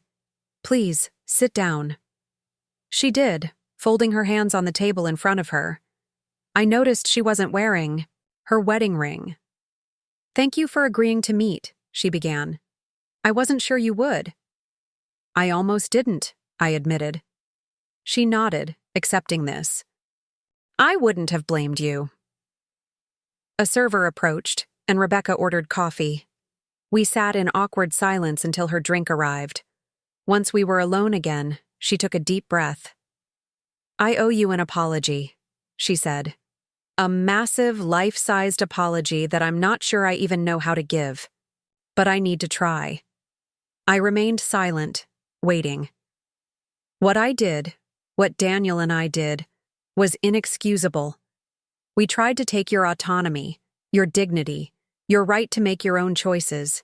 We treated you like a resource rather than a person. We expected you to continue sacrificing for us indefinitely, without gratitude or reciprocation. She paused, her eyes filling with tears. And when you finally stood up for yourself, we tried to paint you as mentally incompetent rather than face our own entitlement. It was cruel. It was wrong. And I am so sorry. Her words washed over me, the apology I had needed but never expected to receive. I felt tears rising in my own eyes but held them back, not yet ready to reveal my emotional response. "What changed?" I asked, my voice steady despite the tumult inside. "Why now, after all these months?" Rebecca looked down at her coffee cup. "The divorce, partly. It's forced me to reevaluate a lot of things. But it's more than that." She looked up, meeting my eyes directly. "The therapist I've been seeing helped me see patterns I couldn't see on my own. Patterns in how I relate to people, particularly women, particularly you. I've never really seen you as a whole person, Mom, even before the money issues, even when I was young. I saw you as—" Rebecca paused, struggling to articulate something fundamental. "I saw you as an extension of myself, as someone whose purpose was to support me, to make my life better, to solve my problems. Not as someone with her own needs, desires, and limitations." I nodded slowly. This insight struck at the heart of our dysfunctional dynamic, one I had enabled through decades of self-abnegation. "My therapist pointed out that I never actually grieved Dad leaving," Rebecca continued. "Instead, I transferred all my expectations onto you. If he wasn't going to provide the perfect life I thought I deserved, then you would have to do it. And when you couldn't, because no single parent working 3 jobs possibly could, I resented you for it." "I tried my best," I said quietly. "I know that now," she acknowledged. "But for years, all I could see were the ways you fell short of the impossible standard I'd created. The birthday parties that weren't as elaborate as my friends. The clothes that weren't as nice. The vacations we couldn't take." She wiped away a tear. "Then when I grew up and had some success, when I married Daniel and had the children, I think part of me felt entitled to your continued sacrifice. Like you owed me for the childhood I thought you'd deprived me of." The raw honesty of her self-assessment surprised me. This wasn't the carefully controlled Rebecca I knew, who managed perceptions and maintained appearances at all costs. This was someone new, or perhaps someone very old, the authentic person who had been buried beneath layers of perfectionism and materialism for decades. "The guardianship attempt," I began, "was rock bottom," she finished. "The absolute worst thing I've ever done." Watching that case fall apart, seeing how others perceived our actions, reading those comments online, it was like suddenly seeing myself through a different lens, and I didn't recognize the person I'd become. She reached across the table, her hand stopping just short of mine. "I don't expect forgiveness, Mom. What I did doesn't deserve it. But I wanted you to know that I understand now. I see what I did wrong. And I'm committed to changing. Not just for you, but for Sophia and Mason too. I don't want them to inherit this toxic pattern." I studied my daughter's face, the familiar features now arranged in an expression of genuine remorse. The cynical part of me wondered if this was just another manipulation, a new tactic now that the old ones had failed. But the mother in me, the part that had never stopped loving her despite everything, wanted desperately to believe in the possibility of healing. "What do you want from me now?" I asked directly. "Beyond hearing your apology." Rebecca sat back, considering the question carefully. "Honestly, I'm not sure I have the right to want anything. But if you're asking what I hope for—" She took a deep breath. "I hope for a new relationship. Not the old dynamic where I take and you give until there's nothing left, but something healthier, with appropriate boundaries and mutual respect." "And the children?" Her eyes softened. "They miss you terribly. Mason asks about you all the time. And Sophia? Well, I suspect you already know she's been in contact with you." I raised an eyebrow, surprised that she knew. "She didn't tell." "Me?" Rebecca clarified. "But I'm her mother. I notice things. The way she disappears with her laptop at the same time every week. How her mood lifts afterward. I haven't confronted her about it because, frankly, I'm grateful she has you in her life, even if it's from a distance. I absorbed this information, recalibrating my understanding of the situation. And Daniel? What does he think about this? Meeting? Rebecca's expression hardened slightly. Daniel doesn't know, and frankly, his opinion doesn't matter anymore. Our divorce isn't just about the guardianship fallout, though that was the catalyst. It's about recognizing that we've enabled each other's worst qualities for years. His arrogance, my materialism, our shared sense of entitlement. We brought out the ugliest parts of each other. She sighed deeply. He's not a monster, Mom. He's just lost. Caught in a cycle of chasing status and validation that can never be satisfied. Maybe someday he'll see that like I have. But I couldn't wait around for that to happen. We talked for another hour, diving deeper into the patterns that had defined our relationship, the hurt and expectations on both sides. There were moments of tension, moments of tears, and even a few unexpected moments of laughter as we acknowledged the absurdity of some of our past conflicts. By the time we finished our second round of drinks, something had shifted between us. Not a complete healing, that would take much more time and work from both of us, but a crack in the wall, a small opening through which light could begin to filter. Would you be willing to see the children? Rebecca asked as our meeting drew to a close. Not at my house, I understand if you don't want to be in that space again. But maybe here, or at a park? They'd be so happy to see you. I considered the request. My grandchildren were innocent in this conflict, and I had missed them desperately. Yes, I decided. I'd like that. Perhaps next weekend if they're free. Relief washed over Rebecca's face. They're free. They're always free for you. As we prepared to leave, Rebecca hesitated, then asked the question that had clearly been on her mind throughout our conversation. Your cottage. Is it everything? You hoped it would be? I smiled, the first genuine smile I'd directed at my daughter in over a year. It's more. It's become home in a way no place has ever been for me. I'd like to see it someday, she said tentatively, if that's ever something you'd be comfortable with. I didn't commit either way, maintaining the boundary that felt right. For now. Perhaps someday, we'll see how things develop. We walked to the parking lot together, an awkward moment arising as we reached my car. In the past, we would have hugged automatically, the physical gesture expected regardless of the emotional reality beneath it. Now, we both hesitated, unsure of what was appropriate or welcome. Finally, I extended my hand.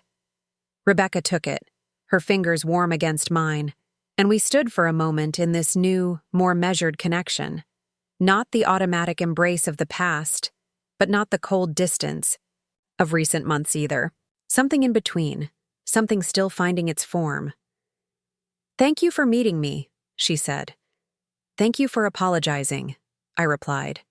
It means more than you know. As I drove back to my cottage, my emotions were too complex to name.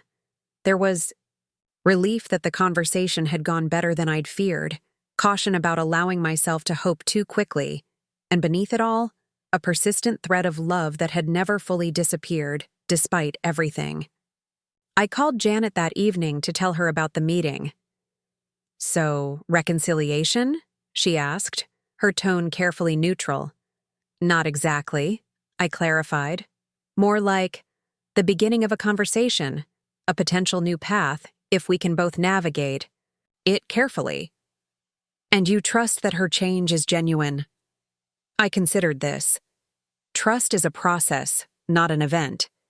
I'll be watching her actions more than her words in the coming months. But yes, I think something real has shifted for her. The divorce, the therapy, the public exposure of the guardianship attempt. It seems to have cracked open something that needed cracking. Just be careful, Janet advised. People can change, but it happens slowly, with setbacks along the way. Don't compromise your boundaries out of hope or guilt. I won't, I promised. The old Eleanor might have, but I'm not her anymore. The following Saturday, I met Sophia and Mason at a beachfront park near my cottage. The moment they saw me, they broke into a run, covering the distance between us with the unrestrained enthusiasm that only children can muster. Mason reached me first, throwing his arms around my waist with such force that I nearly lost my balance. Sophia followed more sedately, but her embrace was no less heartfelt. "Grandma, you look so different," Mason exclaimed, studying my face with the frank curiosity of an 11-year-old. "Different how?" I asked, amused. He tilted his head, considering. "Happier. And your hair's different. And you're wearing jeans." I laughed. In Chicago, I had always dressed formally around the family, feeling pressure to present a certain image. Here, in my coastal life, I had adopted a more casual wardrobe that reflected my new lifestyle. "I am happier," I told him, ruffling his hair. "And yes, I wear jeans now. They're much more practical for beach walks and gardening." "You have a garden?" Sophia asked, her eyes lighting up. She had always loved growing things, starting with the small container plants we had tended together during my visits. "A small one," I said. "Mostly herbs right now, but I'm planning to expand in the spring. Would you like to see it?" "Can we see your whole house?" Mason asked eagerly. "Mom said you live right on the ocean now." I hesitated, glancing toward the parking lot where Rebecca waited in her car, respecting my unstated boundary by not joining us for this first reunion. Taking the children to my cottage would be a significant step, allowing them into my personal space, the sanctuary I had created for myself. But looking at their hopeful faces, I realized that maintaining too rigid a boundary might hurt the very relationship I hoped to rebuild. "Yes," I decided. "You can see the cottage. Let me just check with your mother first." I walked to Rebecca's car and tapped on the window. She lowered it, her expression questioning. "The kids want to see my place," I explained. "Would it be all right if I take them there for an hour or so? You could pick them up there, or I could bring them back here." She nodded. "Of course. Why don't I pick them up there? Just text me the address." "You could come too," I found myself offering, surprising myself. "If you'd like." A complex emotion crossed her face, hope, tempered by restraint. "Are you sure? I don't want to overstep." "I'm sure," I said, realizing as I spoke that it was true. "Just understand that it's my space, very different from what you might expect." "I'd like that," she said simply. And so, an hour later, my daughter stood in the living room of my coastal cottage, taking in the space I had created. The large windows framing the ocean view, the comfortable but modest furniture, the walls adorned with my own watercolors and pieces from local artists, the bookshelves filled with volumes I had finally found time to read. "It's beautiful," she said softly. "So peaceful. So you." "It is me," I agreed. "The me I'm becoming, anyway." Mason had already discovered the small telescope I kept by the window for whale watching, while Sophia was examining my collection of beach glass displayed in a large glass bowl on the coffee table. "Did you find all these here?" she asked, running her fingers through the smooth, colorful fragments. "Most of them," I said. "I walk the beach every morning at low tide. It's become a kind of meditation." Rebecca wandered to my easel, set up in the corner with the best light, where a half-finished watercolor of the coastline at sunset awaited completion. "You're painting again," she observed. "I remember you used to paint when I was very small before Dad left." The memory surprised me. I had assumed those early creative efforts had gone unnoticed or been forgotten. "Yes," I acknowledged. "My friend Lydia teaches classes. She's helped me rediscover it." "You have friends here," Rebecca said, a statement rather than a question. "Several," I confirmed. "Good ones." She nodded, absorbing this reality, that I had built a life that didn't involve or revolve around her, that I had connections and passions she knew nothing about. It seemed to humble her in a way our previous conflicts never had. The afternoon unfolded with unexpected ease. I showed the children my small greenhouse, letting them plant some herb seedlings. We walked down the winding path to the beach, collecting shells and spotting a pod of dolphins in the distance. Rebecca remained slightly apart, watching but not directing, allowing me to connect with Sophia and Mason without interference. By the time they prepared to leave, something had shifted. The children had witnessed firsthand that I was thriving, not diminished by my separation from them. Rebecca had seen that my decision to reclaim my financial independence wasn't about rejection or punishment, but about creating a life that nourished rather than depleted me. As they stood on my porch, preparing to depart, Mason asked the question that had clearly been on his mind all afternoon. "Grandma, can we come visit again? Maybe for longer next time?" I glanced at Rebecca, checking if this was acceptable to her. She gave a small nod, leaving the decision to me. "I'd like that very much," I told him. "Perhaps during your spring break, there's a small guest room that you and Sophia could share." His face lit up, and he looked to his mother for confirmation. "Can we, Mom?" "If Grandma's sure it wouldn't be too much trouble," Rebecca responded carefully, still finding her way in this new dynamic where she couldn't automatically volunteer my time and resources. "It wouldn't be trouble," I assured them. "It would be a pleasure." After they left, I sat on my deck, watching the sun sink toward the horizon, painting the sky in shades of gold and pink. The visit had gone better than I could have hoped. Not perfect, not without moments of tension, but marked by a new authenticity that felt like the foundation for something healthier than what had come before. Over the following months, a new pattern emerged. The children visited one weekend each month, sometimes with Rebecca, sometimes dropped off for grandma time without her. We established rituals, beach walks, baking projects with Mason, watercolor lessons for Sophia, board games on rainy afternoons. My cottage, once my solitary sanctuary, began to accommodate these visits without losing its essential character, as my space. Rebecca and I developed a more measured relationship, not the enmeshed dynamic of the past, but not the bitter estrangement of recent months either.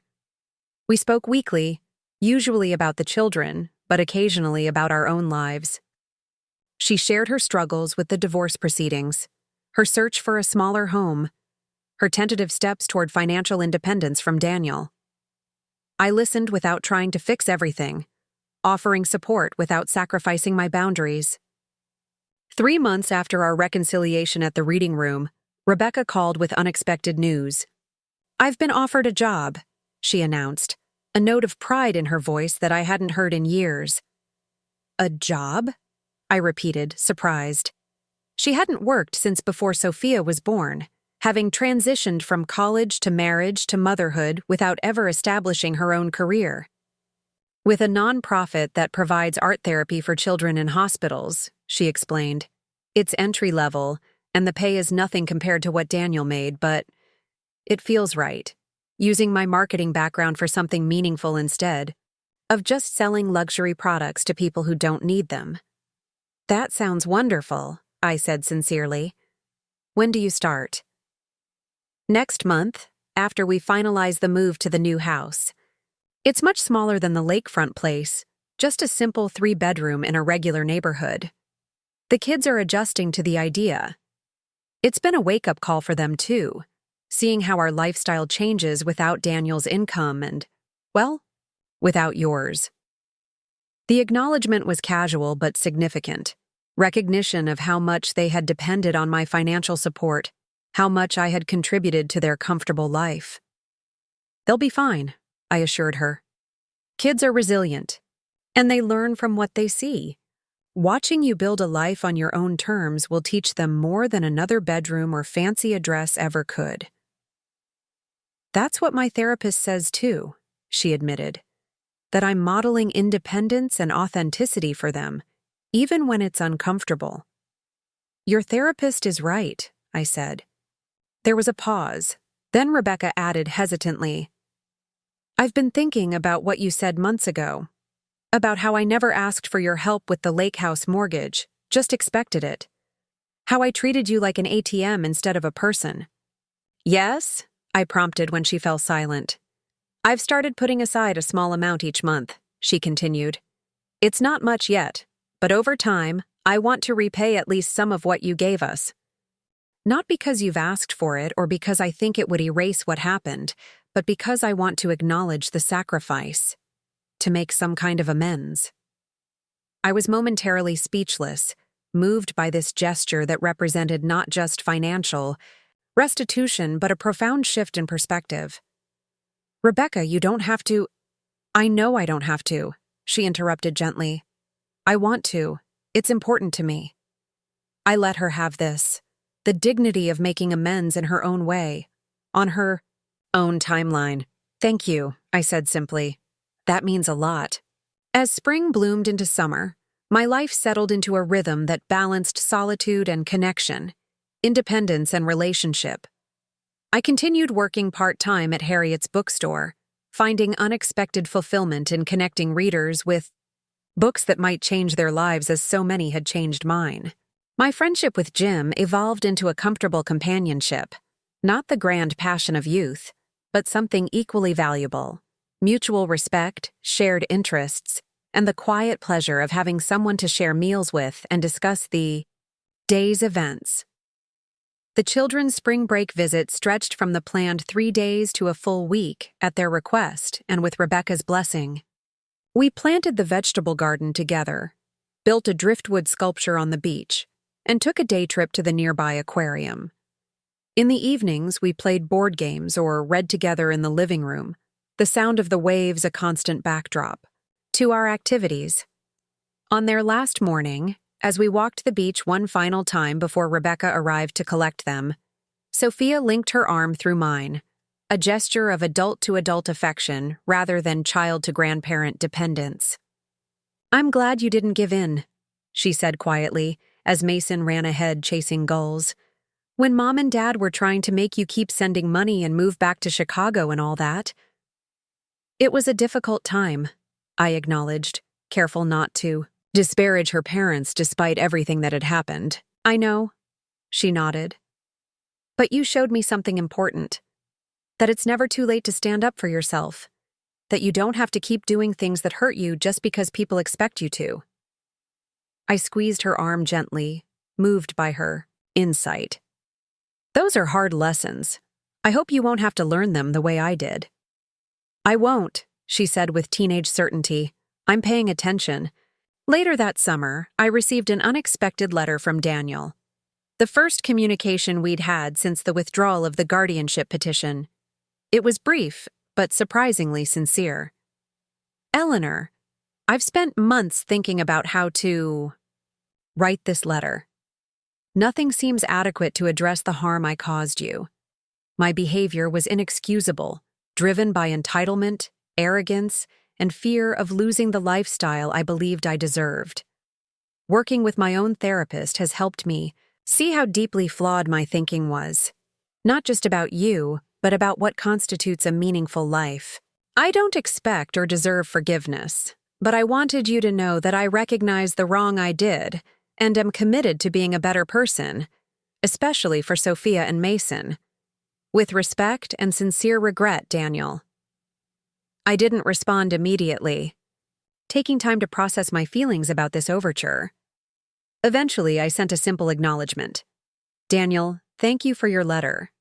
I appreciate the apology and wish you well on your journey toward greater awareness. Eleanor. It wasn't forgiveness exactly, but it was a release, a way of setting down the burden of resentment I had carried.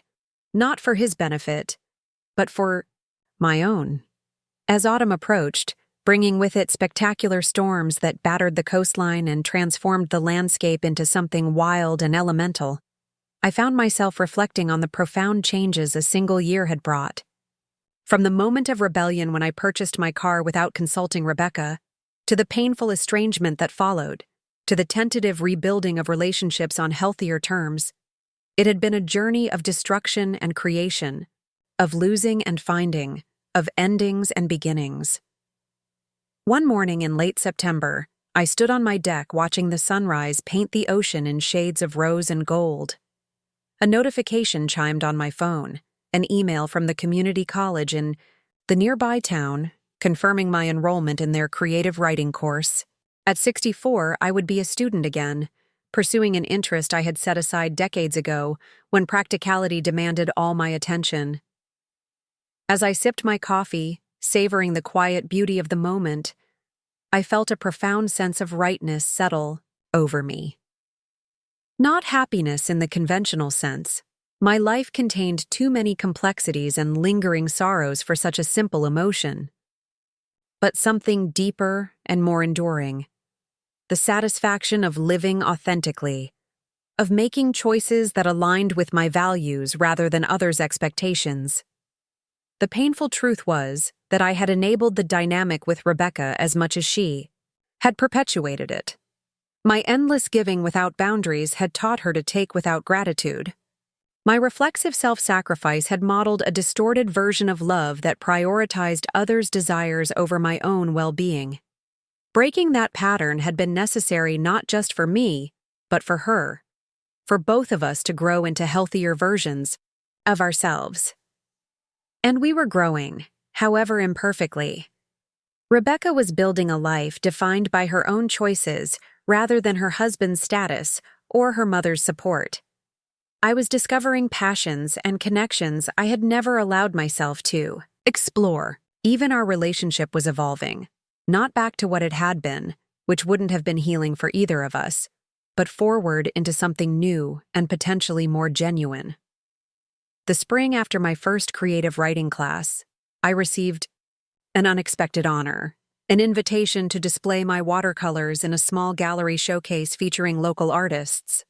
My paintings, mostly seascapes capturing the ever-changing moods of the Pacific, but also a few portraits including one of Sophia and Mason building their driftwood sculpture, would hang alongside works by established artists, including Lydia. I sent invitations to the opening reception to everyone in my now expanded circle: Harriet and her wife Grace, Jim and his adult daughter who was visiting from Seattle, my classmates from the writing workshop, and, after some consideration, Rebecca and the children. The evening of the reception arrived, crisp and clear, with a spectacular sunset that seemed designed to complement the coastal scenes hanging on the gallery walls.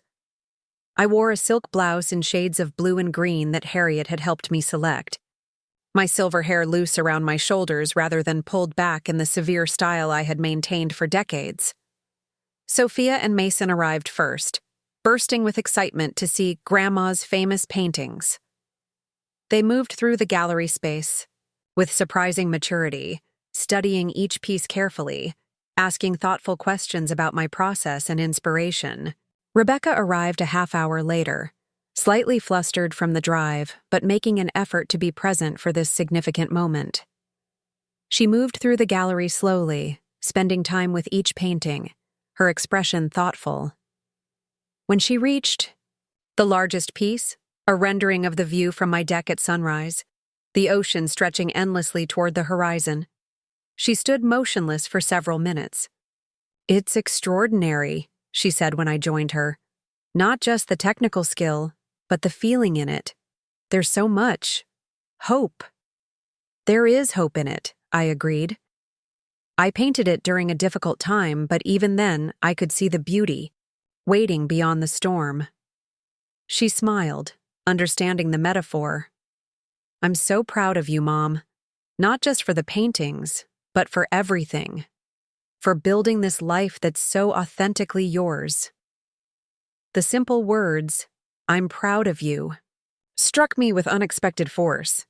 How long had I waited to hear something like that from my daughter? How many sacrifices had I made, hoping to earn exactly this kind of recognition? Yet now that it had come, I realized something profound. I no longer needed it the way I once had. I appreciated her words, felt warmed by them, but my sense of worth was no longer contingent on her approval. Somewhere along this winding path, I had learned to validate myself, to measure my choices against my own values rather than others' expectations. "Thank you," I said simply. "That means a lot." We moved together through the gallery, greeting my friends, accepting congratulations, sharing in the moment of celebration. Rebecca met Lydia, Harriet, and Jim, the people who had become my chosen family during the darkest period of our estrangement. She was gracious and genuine, showing real interest in their connections to me, acknowledging without resentment the significant roles they now played in my life. Later that evening, as the reception wound down and guests began to depart, I found myself standing on the gallery's small balcony overlooking the ocean with Sophia. The full moon cast a silver path across the water, the gentle spring breeze, carrying the scent of salt and wild roses. "Grandma," she said thoughtfully, "do you think people can really change? I mean, fundamentally change who they are?" I considered the question seriously, respecting the depth of her inquiry. "I think we can change how we respond to the world, the choices we make, the way we treat others and ourselves. Whether that constitutes changing who we are or simply becoming more fully ourselves, that's a philosophical question I'm still exploring." She nodded, absorbing this. "Mom's different now. Not just because of the divorce or the money stuff, but deeper than that. She listens more. She asks questions instead of just telling us what to do. She admits when she doesn't know things."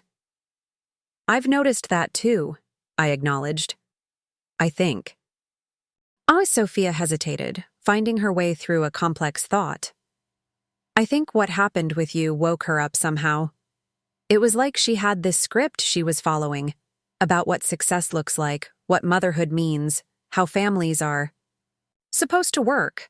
And when you tore up that script, it forced her to actually think about what she really values."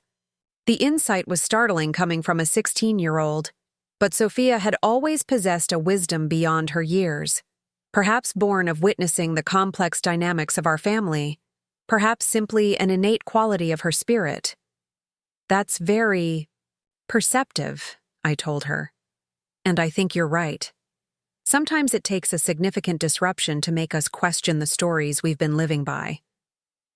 "I'm glad you disrupted things," she said firmly, even though it was hard for a while. "I think we're all better for it.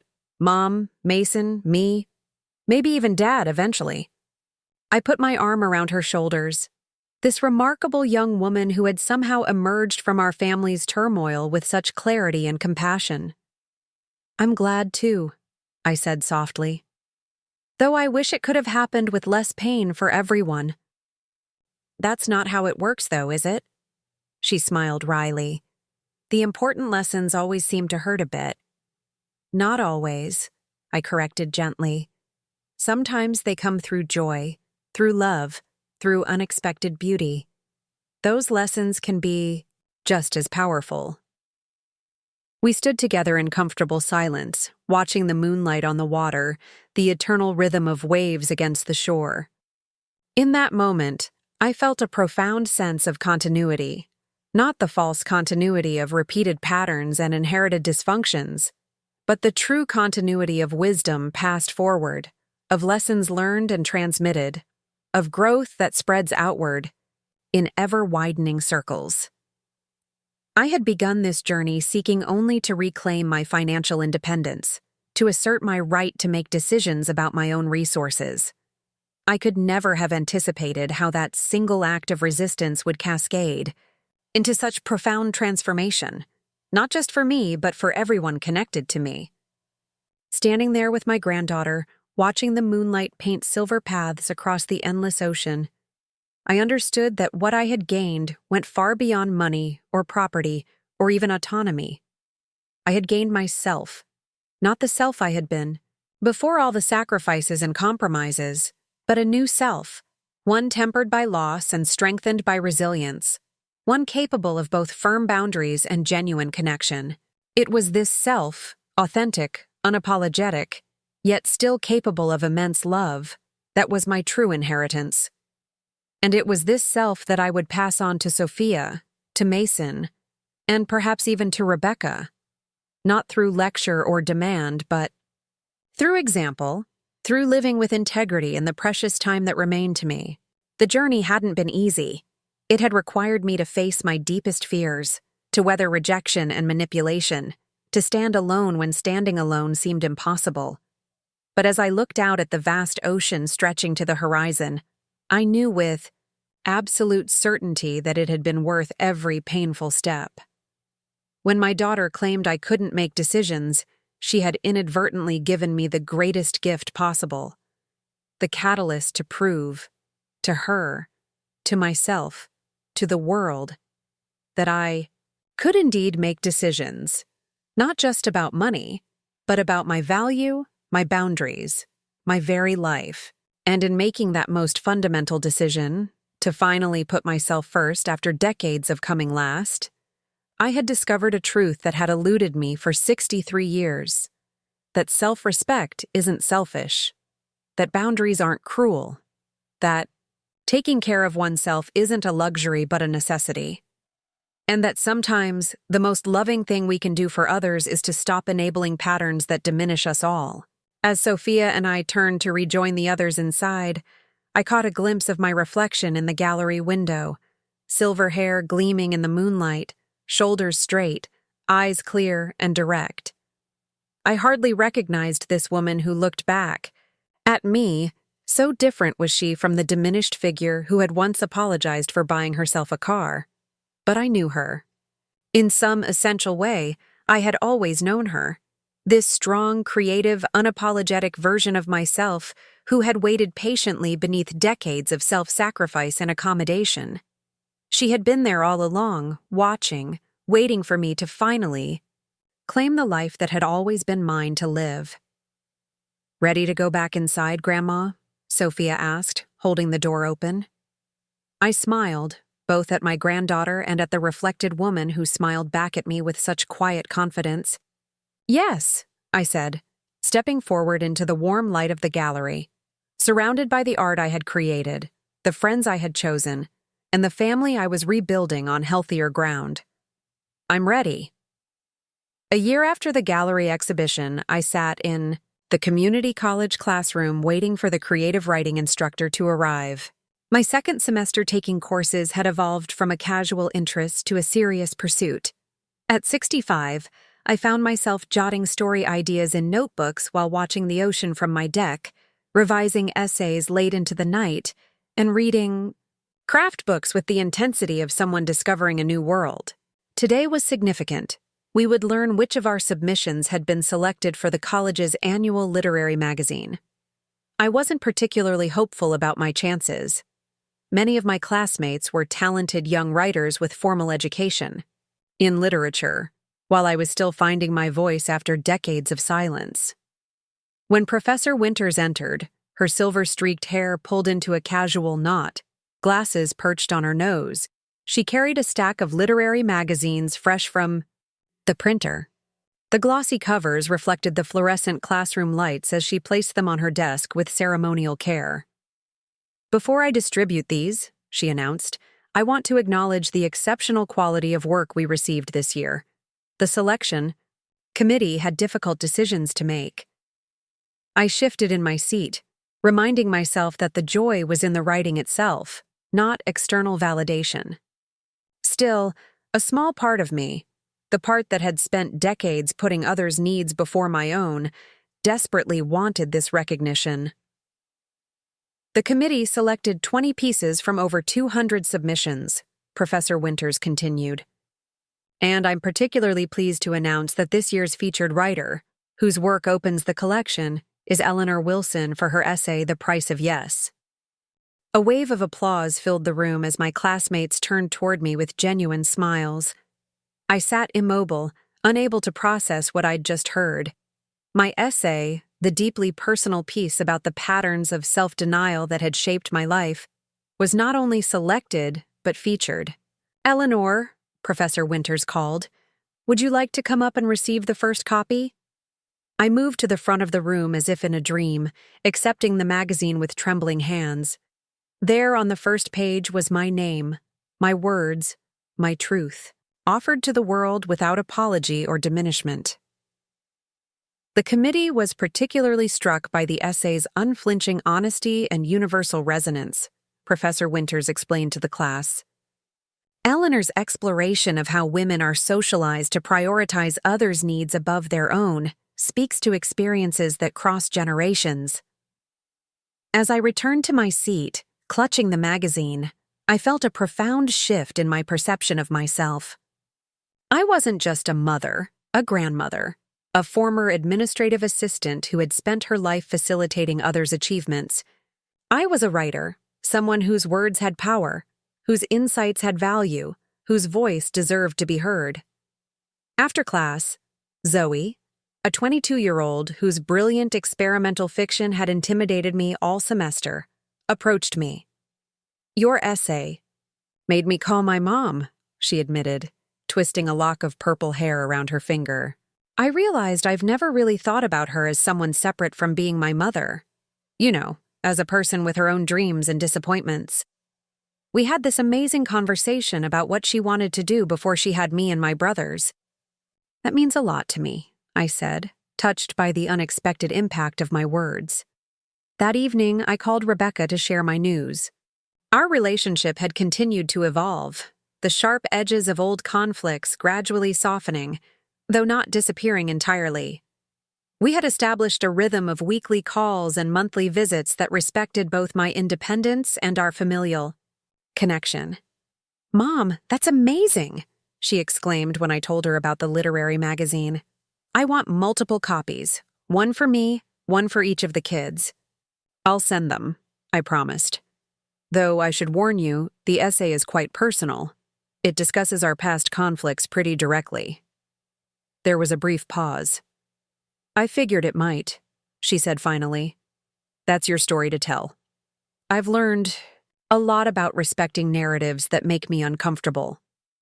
This was new territory for us, the acknowledgement that my perspective on our shared history was valid even when it differed from hers, even when it portrayed her in an unflattering light. The old Rebecca would have demanded revisions, insisted on approving my words, perhaps even threatened consequences if I didn't comply with her version of events. This Rebecca was learning to sit with discomfort without trying to control it. 2 weeks later, I received an unexpected email from Dr. Williams, my therapist.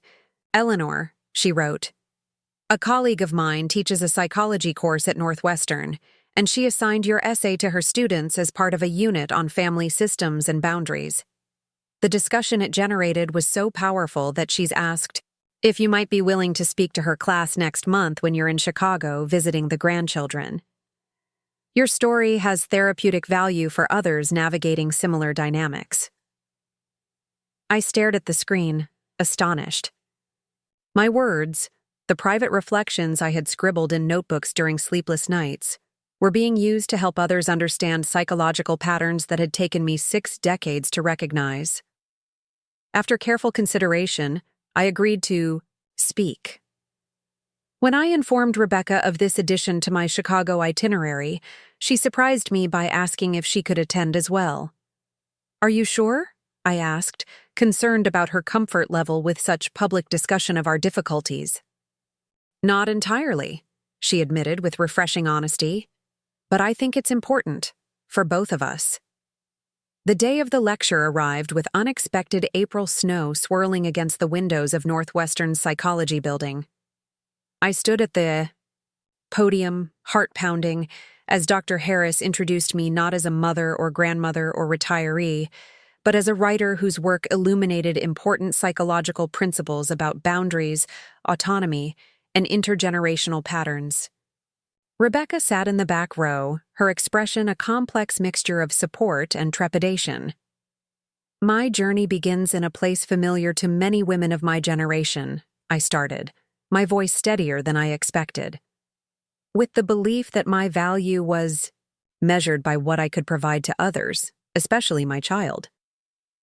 For the next hour, I shared my story without dramatics or self-pity. but with unflinching honesty.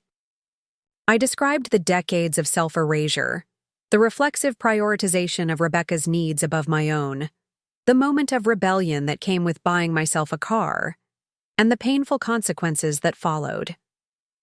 I analyzed the cultural messages that had shaped my understanding of motherhood, the economic vulnerabilities that had reinforced my compliance, and the therapeutic interventions that had ultimately helped me reclaim my agency.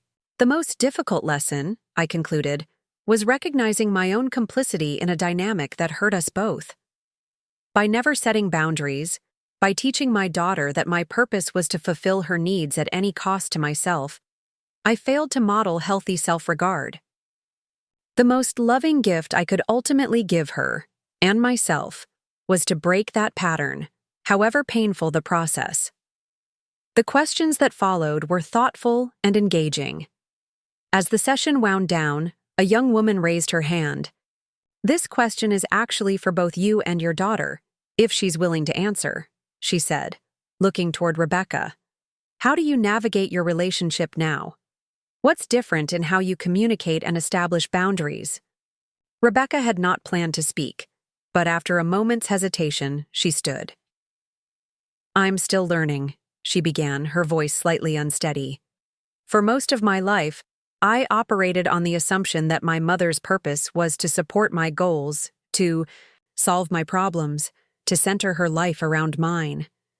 When she stopped doing that, it felt like a betrayal rather than a healthy assertion of her personhood." She paused, gathering her thoughts. "The work I've had to do, am still doing, involves recognizing her as a complete human being separate from her role in my life.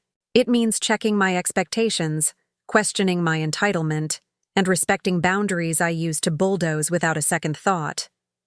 A graduate student followed up. "Has this changed how you parent your own children?" Rebecca nodded, profoundly. "I'm trying to teach them what I never learned.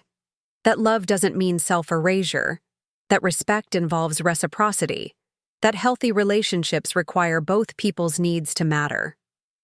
As we left the classroom together, Rebecca touched my arm lightly. "That was harder than I expected," she admitted. "Hearing it all laid out like that, the patterns, the harm caused. It's one thing to discuss it privately in therapy, another to hear it analyzed in an academic setting." "Was it too much?" I asked, concerned that I had pushed our fragile reconciliation too far. She shook her head. "No. Uncomfortable, yes, but necessary. I keep thinking about how this pattern might have continued if you hadn't drawn that line in the sand. How I might have spent my whole life taking without seeing, demanding without appreciating."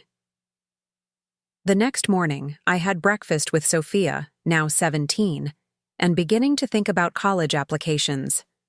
She had grown into a remarkable young woman, thoughtful, perceptive, and possessed of a strong moral compass.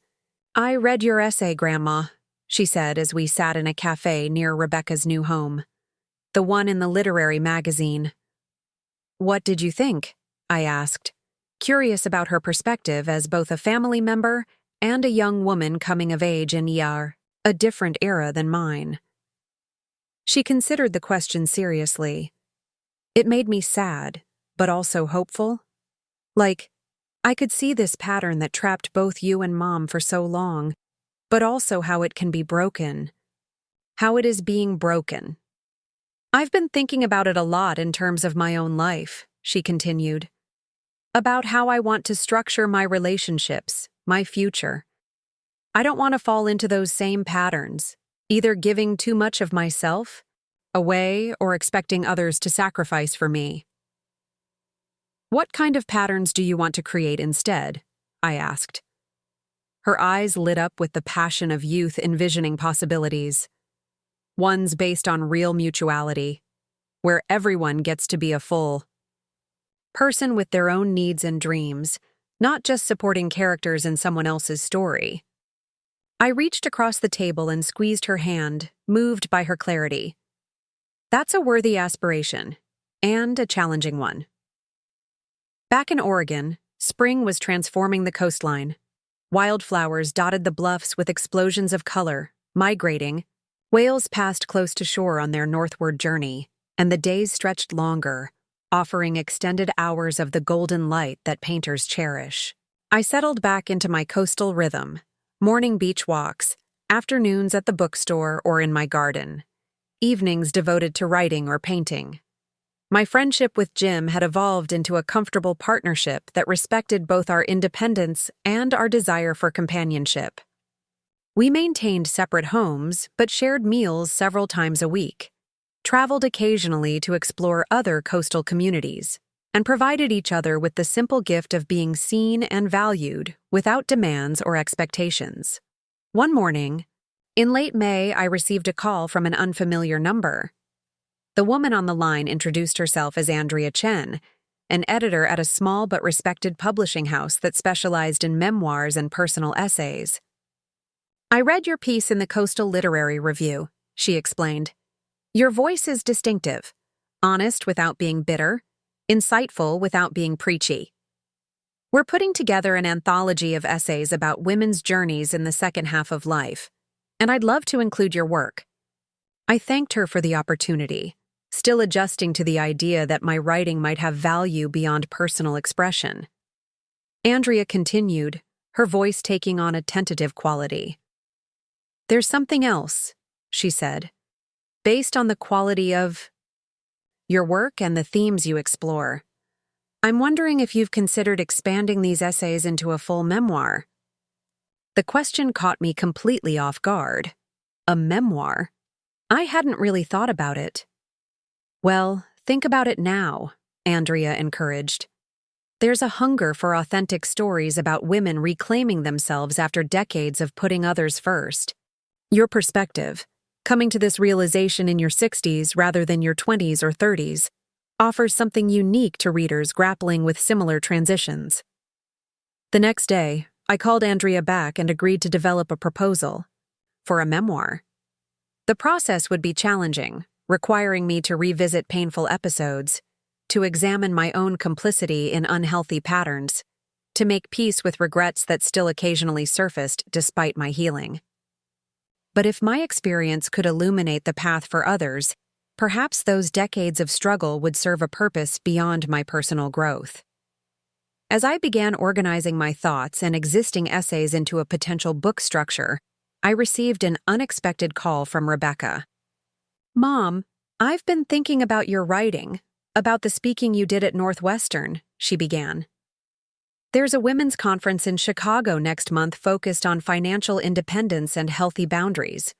One of the organizers attended that psychology class where we both spoke, and she's asked if we would consider presenting together, sharing our story from both perspectives." The proposal was surprising, not just that Rebecca would want to publicly explore our difficult history, but that she would initiate such vulnerability. "Are you sure you want to do that?" I asked. "It would mean being very open about painful parts of our relationship." "I'm nervous about it," she admitted, "but I think it's important. Most narratives about mothers and daughters are either saccharine perfect or irredeemably toxic. There aren't many honest accounts of how relationships can break and then heal into something different, something healthier for both people." "If you're comfortable with it, I am too," I told her. The conference presentation required intensive preparation, not just organizing our thoughts and experiences into a coherent narrative, but doing the emotional work of revisiting difficult terrain together.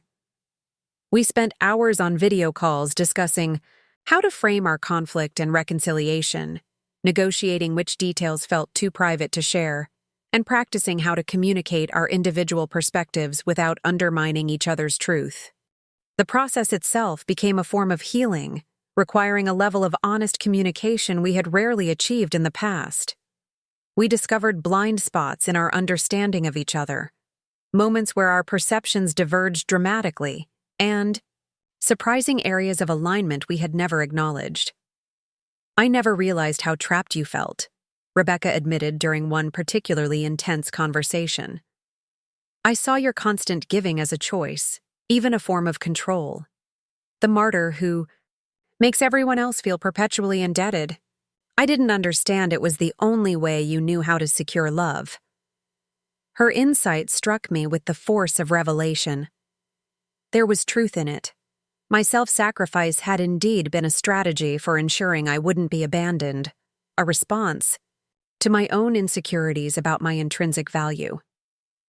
And I never fully appreciated how my refusal to set boundaries affected you, I acknowledged. How it taught you to see my needs as optional, my personhood as secondary. That wasn't fair to either of us. The audience at the conference, predominantly middle-aged and older women, listened with rapt attention as we shared our story. Not as a simple tale of villain and victim, but as a complex exploration of cultural conditioning, economic vulnerability, and the courage required to disrupt long-established patterns.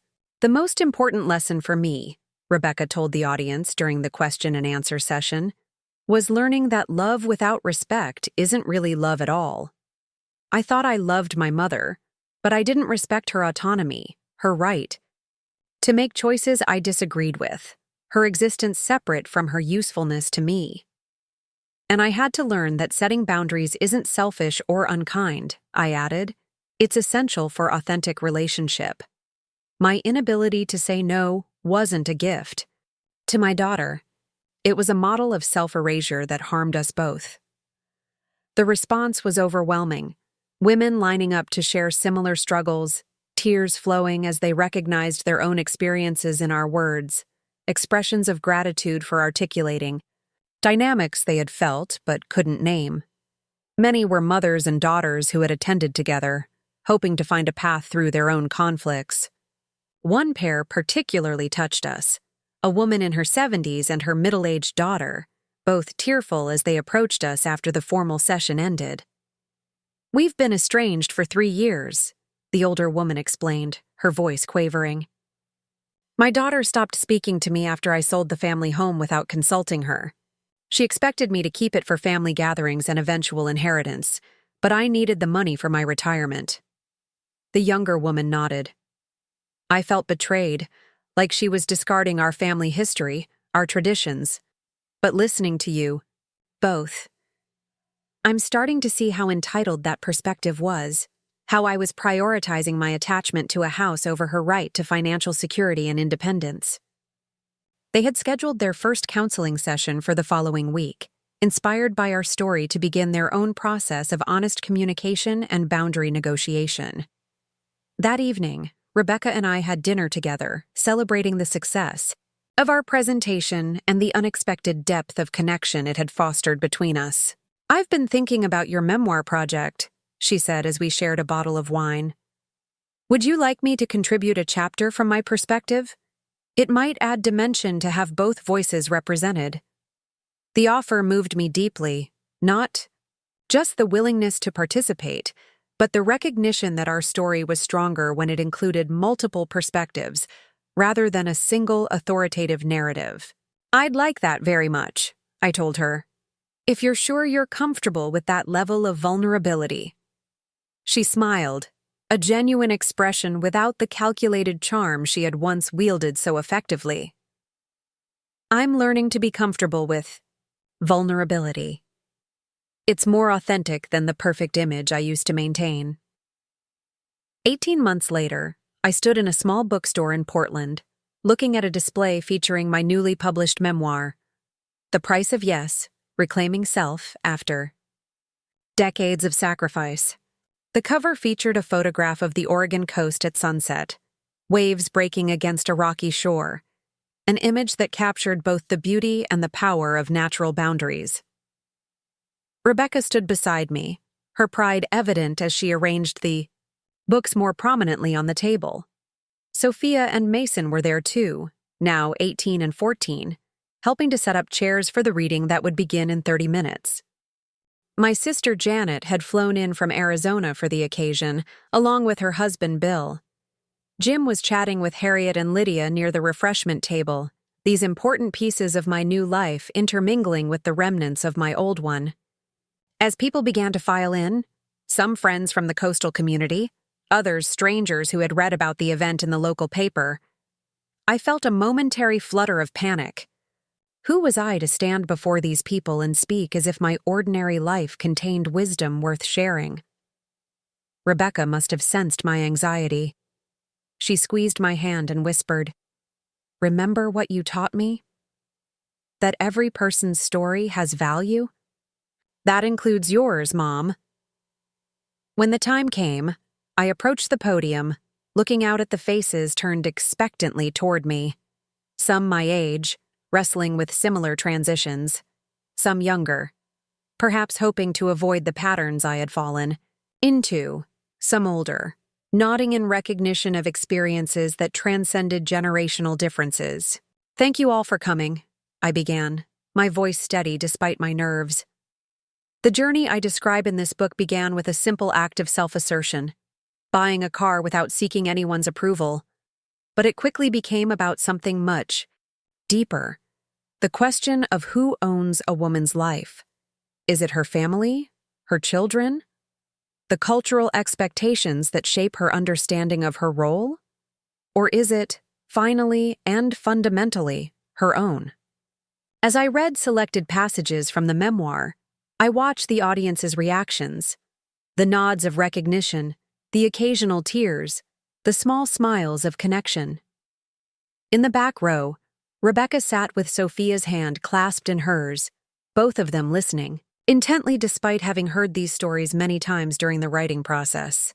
When I finished reading and opened the floor for questions, a woman in her 50s raised her hand first. "I'm struggling with this exact issue right now," she admitted.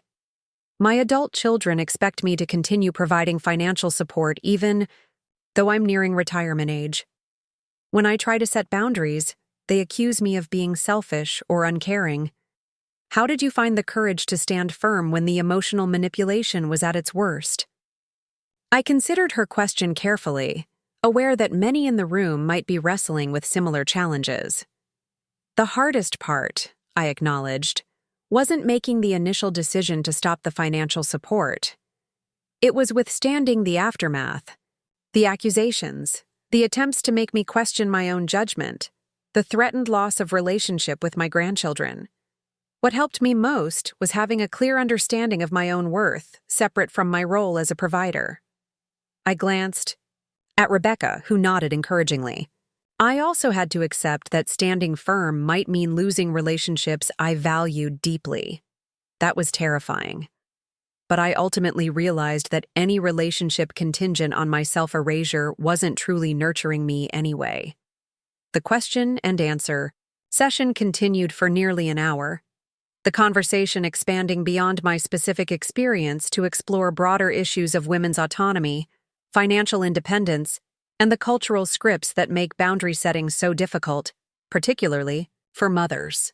As the event wound down and people lined up to have their books signed, I felt a profound sense of completion, not of my journey, which continued to evolve in unexpected ways, but of the particular chapter that had begun with that fraught phone call about my car purchase.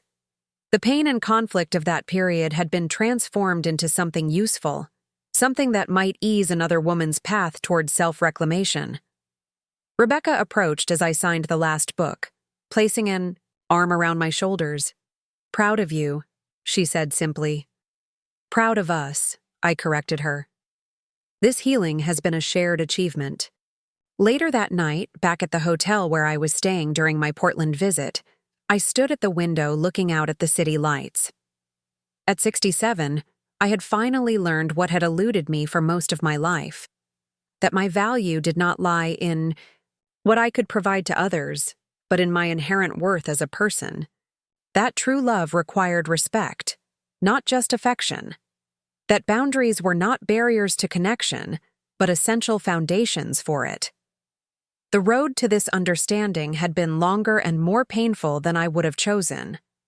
But standing there, reflecting on all that had transpired since that pivotal moment of rebellion, I felt no regret for the difficult path I had walked. It had led me here, to authenticity, to self-respect, to relationships built on mutual care rather than one-sided sacrifice. When my daughter claimed I couldn't make decisions, she had inadvertently given me the push I needed to make the most important decision of my life. to finally, belatedly, prioritize my own well-being. In doing so, I had not only reclaimed myself, but had modeled for my daughter, my grandchildren, and now for readers of my memoir, that it is never too late to assert one's worth and right to self-determination. The journey continued, with challenges and setbacks still to come. But I faced the future with a hard-won confidence that whatever arose, I would meet it as a whole person. Not just someone's mother or grandmother or supporter, but as Eleanor Wilson, a woman who had finally learned the priceless value of saying no when necessary so that her yes could be freely and joyfully given. Up next, you've got 2 more standout stories right on your screen. If this one hit the mark, you won't want to pass these up. Just click and check them out.